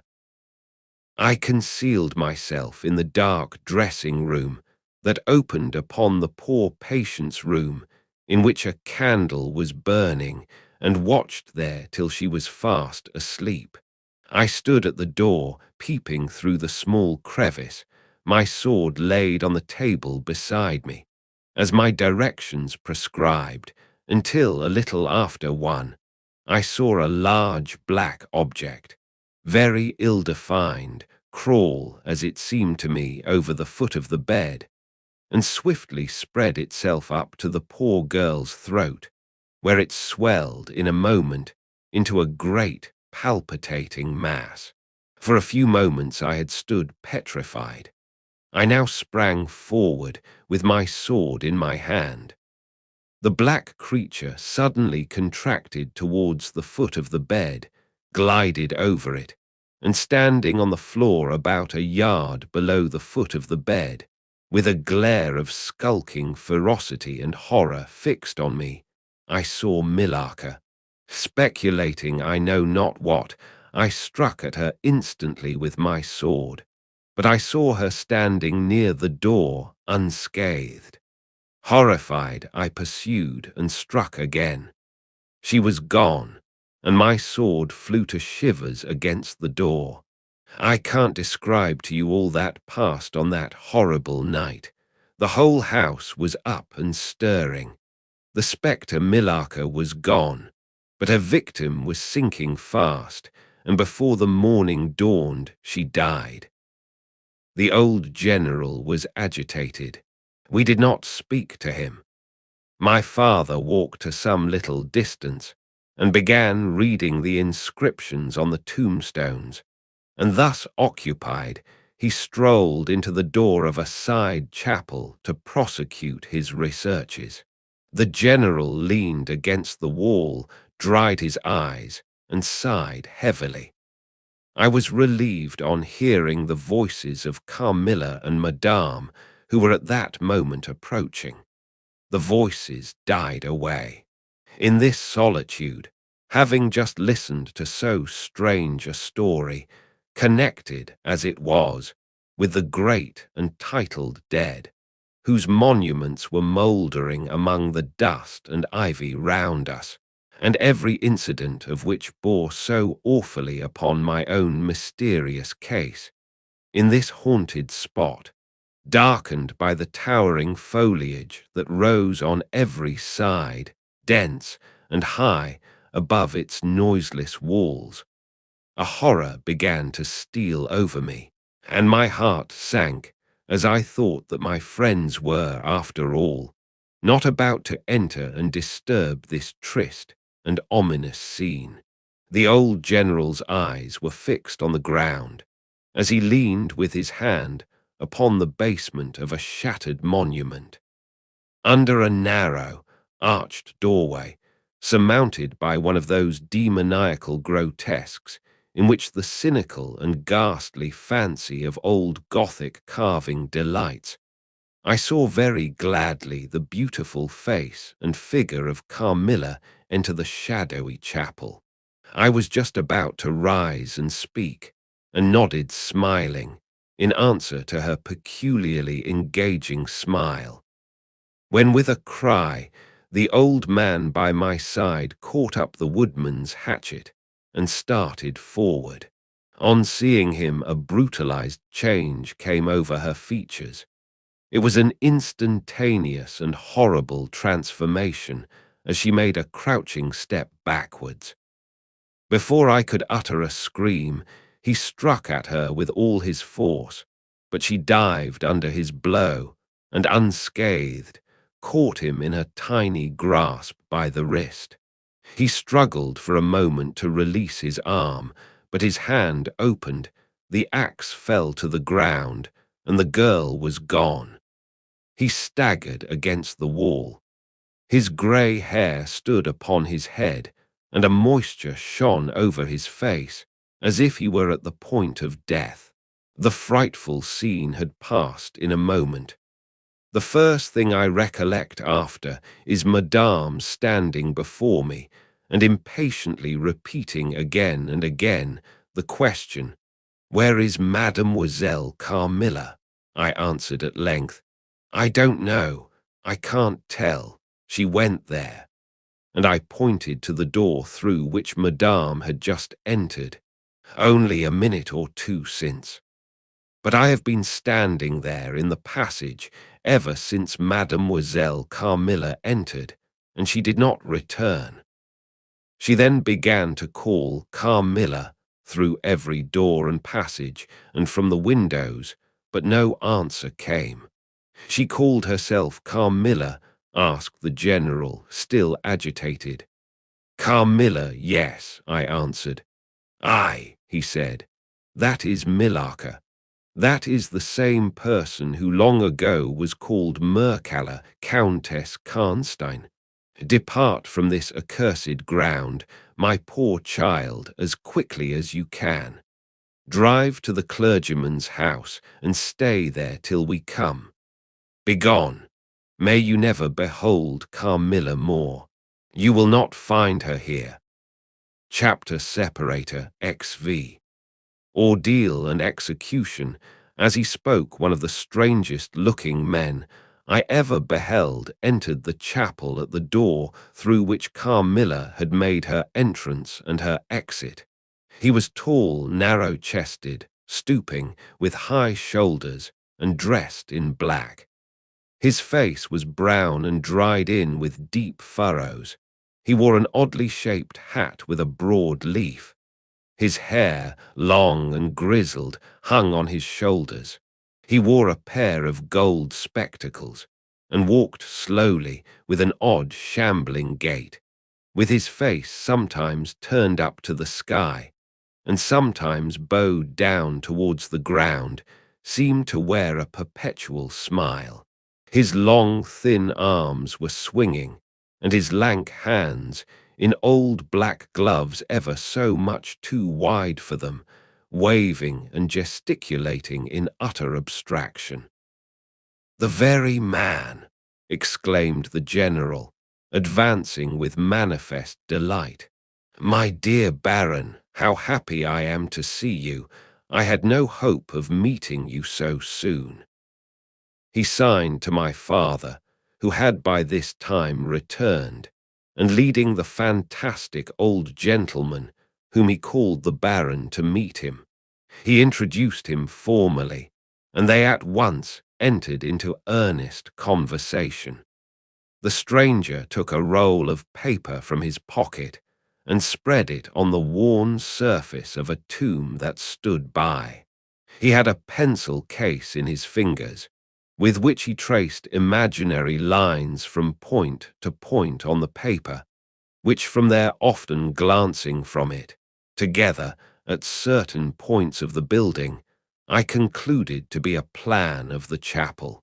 He accompanied what I may term his lecture with occasional readings from a dirty little book, whose yellow leaves were closely written over. They sauntered together down the side aisle, opposite to the spot where I was standing, conversing as they went.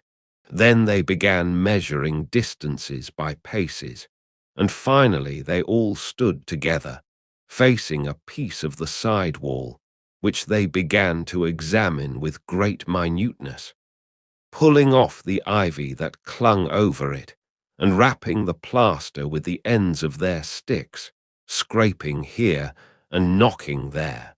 At length they ascertained the existence of a broad marble tablet, with letters carved in relief upon it. With the assistance of the woodman, who soon returned, a monumental inscription and carved escutcheon were disclosed. They proved to be those of the long-lost monument of Mircalla, Countess Karnstein. The old general, though not, I fear, given to the praying mood, raised his hands and eyes to heaven in mute thanksgiving for some moments.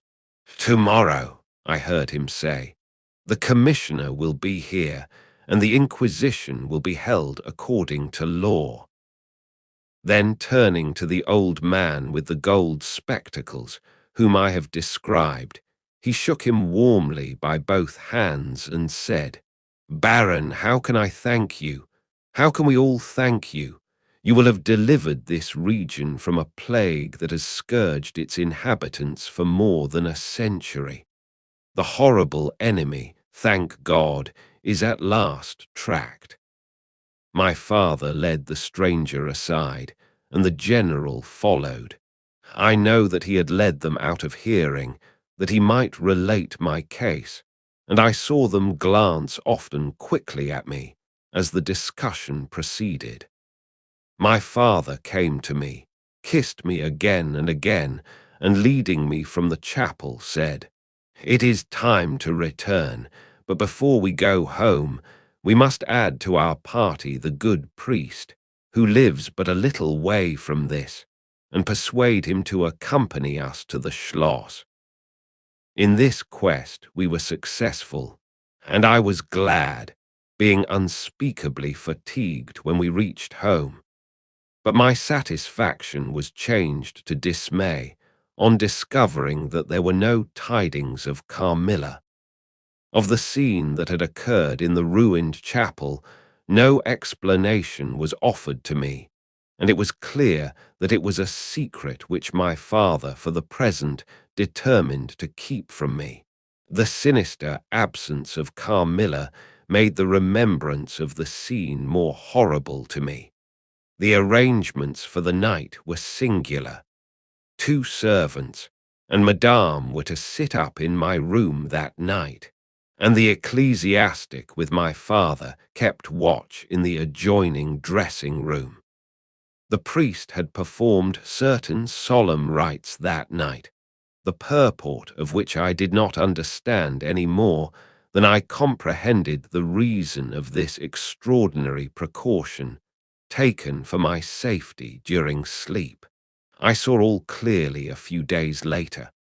The disappearance of Carmilla was followed by the discontinuance of my nightly sufferings. You have heard, no doubt, of the appalling superstition that prevails in Upper and Lower Styria, in Moravia, Silesia, in Turkish Serbia, in Poland, even in Russia. The superstition, so we must call it, of the vampire. If human testimony, taken with every care and solemnity, judicially, before commissions innumerable, each consisting of many members, all chosen for integrity and intelligence, and constituting reports more voluminous perhaps than exist upon any one other class of cases, is worth anything. It is difficult to deny or even to doubt the existence of such a phenomenon as the vampire. For my part, I have heard no theory by which to explain what I myself have witnessed and experienced, other than that supplied by the ancient and well-attested belief of the country. The next day the formal proceedings took place in the chapel of Karnstein. The grave of the Countess Mircalla was opened, and the general and my father recognized each his perfidious and beautiful guest in the face now disclosed to view. The features, though 150 years had passed since her funeral, were tinted with the warmth of life. Her eyes were open, No cadaverous smell exhaled from the coffin.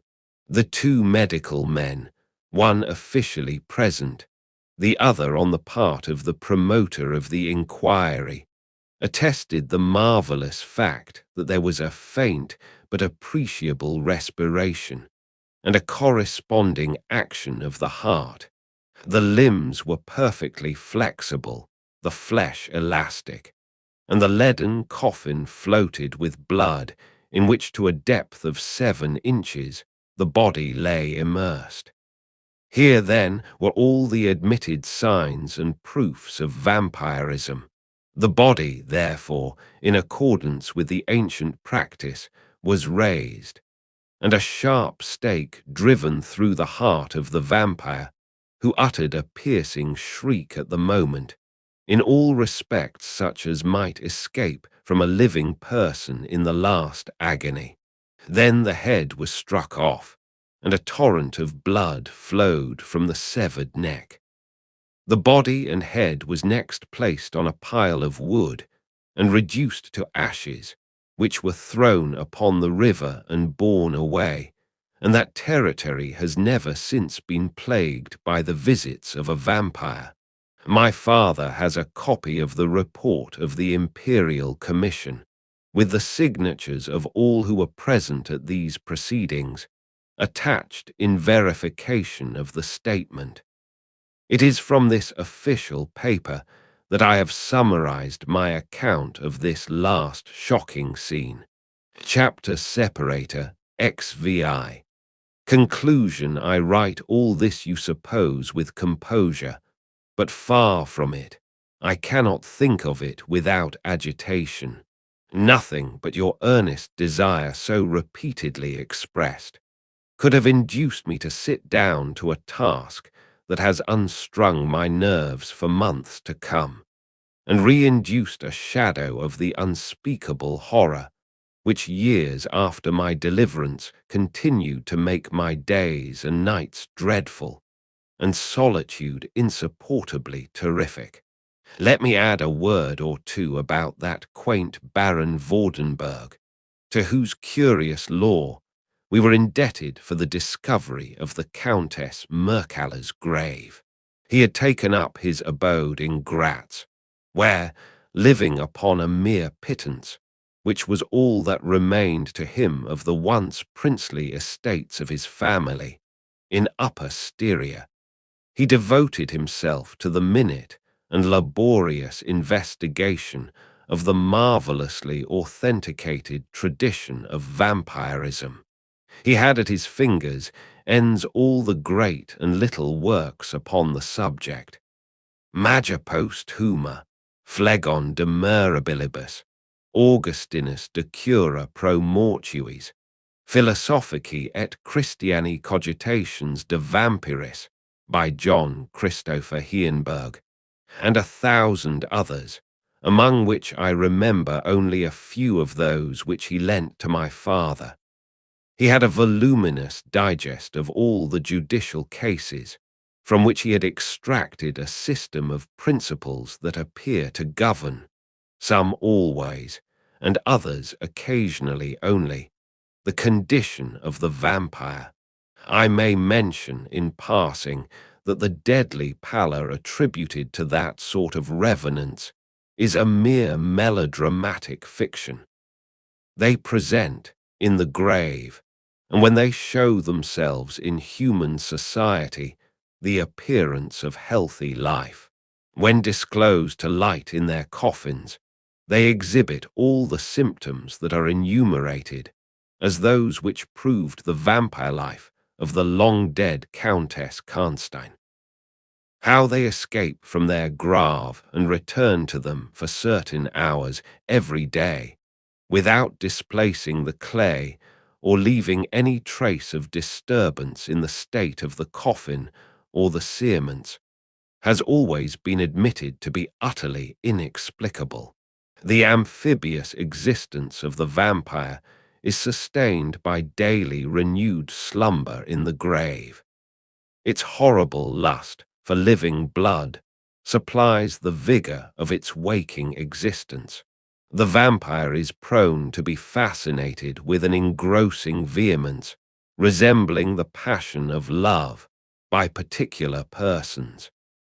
In pursuit of these, it will exercise inexhaustible patience and stratagem, for access to a particular object may be obstructed in 100 ways. It will never desist until it has satiated its passion and drained the very life of its coveted victim. But it will, in these cases, husband and protract its murderous enjoyment with the refinement of an epicure, and heighten it by the gradual approaches of an artful courtship. In these cases, it seems to yearn for something like sympathy and consent. In ordinary ones, it goes direct to its object, overpowers with violence, and strangles, and exhausts often at a single feast. The vampire is, apparently, subject, in certain situations, to special conditions. In the particular instance of which I have given you a relation, Mircalla seemed to be limited to a name which, if not her real one, should at least reproduce, without the omission or addition of a single letter, those, as we say, anagrammatically, which compose it.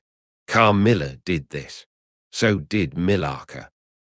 My father related to the Baron Vordenberg, who remained with us for 2 or 3 weeks after the expulsion of Carmilla, the story about the Moravian nobleman and the vampire at Karnstein churchyard, and then he asked the Baron how he had discovered the exact position of the long-concealed tomb of the Countess Mircalla. The Baron's grotesque features puckered up into a mysterious smile. He looked down, still smiling on his worn spectacle case, and fumbled with it. Then, looking up, he said, "I have many journals and other papers written by that remarkable man. The most curious among them is one treating of the visit of which you speak to Karnstein. The tradition, of course, discolors and distorts a little. He might have been termed a Moravian nobleman, for he had changed his abode to that territory, and was, beside, a noble. But he was, in truth, a native of Upper Styria. It is enough to say that in very early youth he had been a passionate and favoured lover of the beautiful Mircalla, Countess Karnstein. Her early death plunged him into inconsolable grief. It is the nature of vampires to increase and multiply, but according to an ascertained and ghostly law. Assume, at starting, a territory perfectly free from that pest. How does it begin, and how does it multiply itself? I will tell you.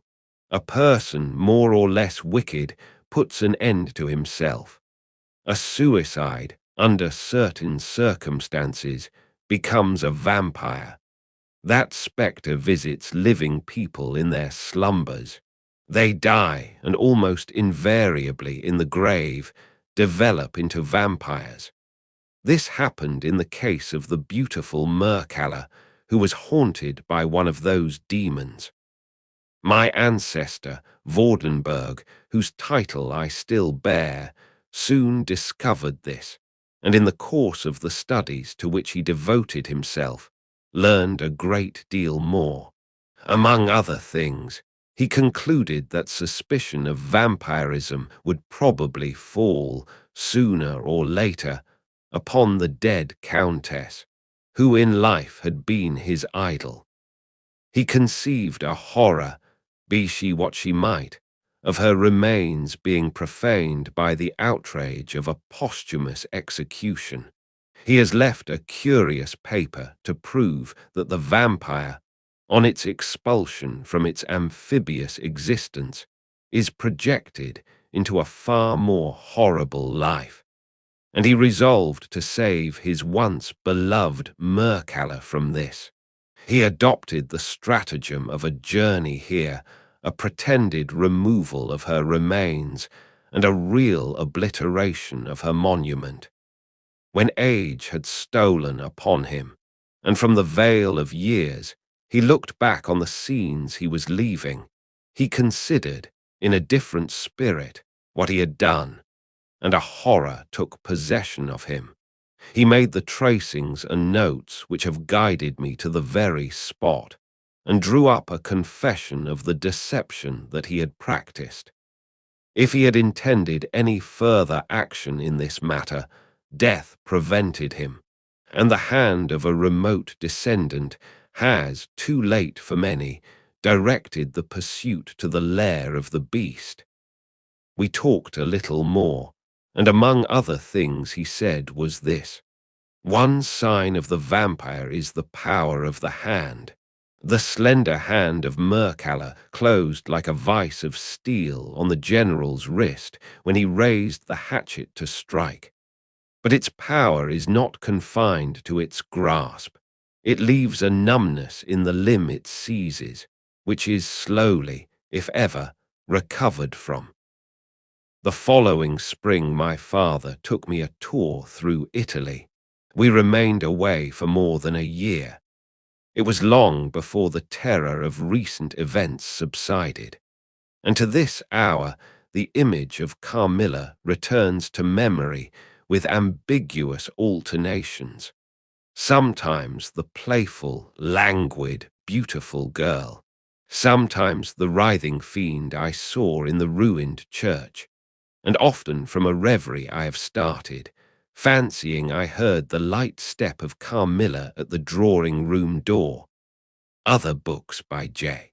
Sheridan Le Fanu, The Cock and Anchor Torlog, O'Brien The House by the Churchyard Uncle Sealer's Checkmate, Carmilla the Wyvern Mystery, Guy de Verrel Ghost Stories and Tales of Mystery, The Chronicles of Golden Friars, In a Glass Darkly, The Purcell Papers The Watcher and Other Weird Stories, A Chronicle of Golden Friars, and Other Stories Madame Growl's Ghost, and Other Tales of Mystery Green Tea, and Other Stories Sheridan Le Fanu. The Diabolic Genius Best Ghost Stories of J.S. Le Fanu, The Best Horror Stories The Vampire Lovers, and Other Stories, Ghost Stories, and Mysteries The Hours After Midnight J.S. Le Fanu. Ghost Stories and Mysteries Ghost and Horror Stories Green Tea, and Other Ghost Stones Carmilla, and Other Classic Tales of Mystery, and that concludes our reading of Carmilla. I hope you enjoyed it. If you did, please give this video a like, share your thoughts in the comments, and subscribe for more free audiobooks. Don't forget the bell. Thanks for listening.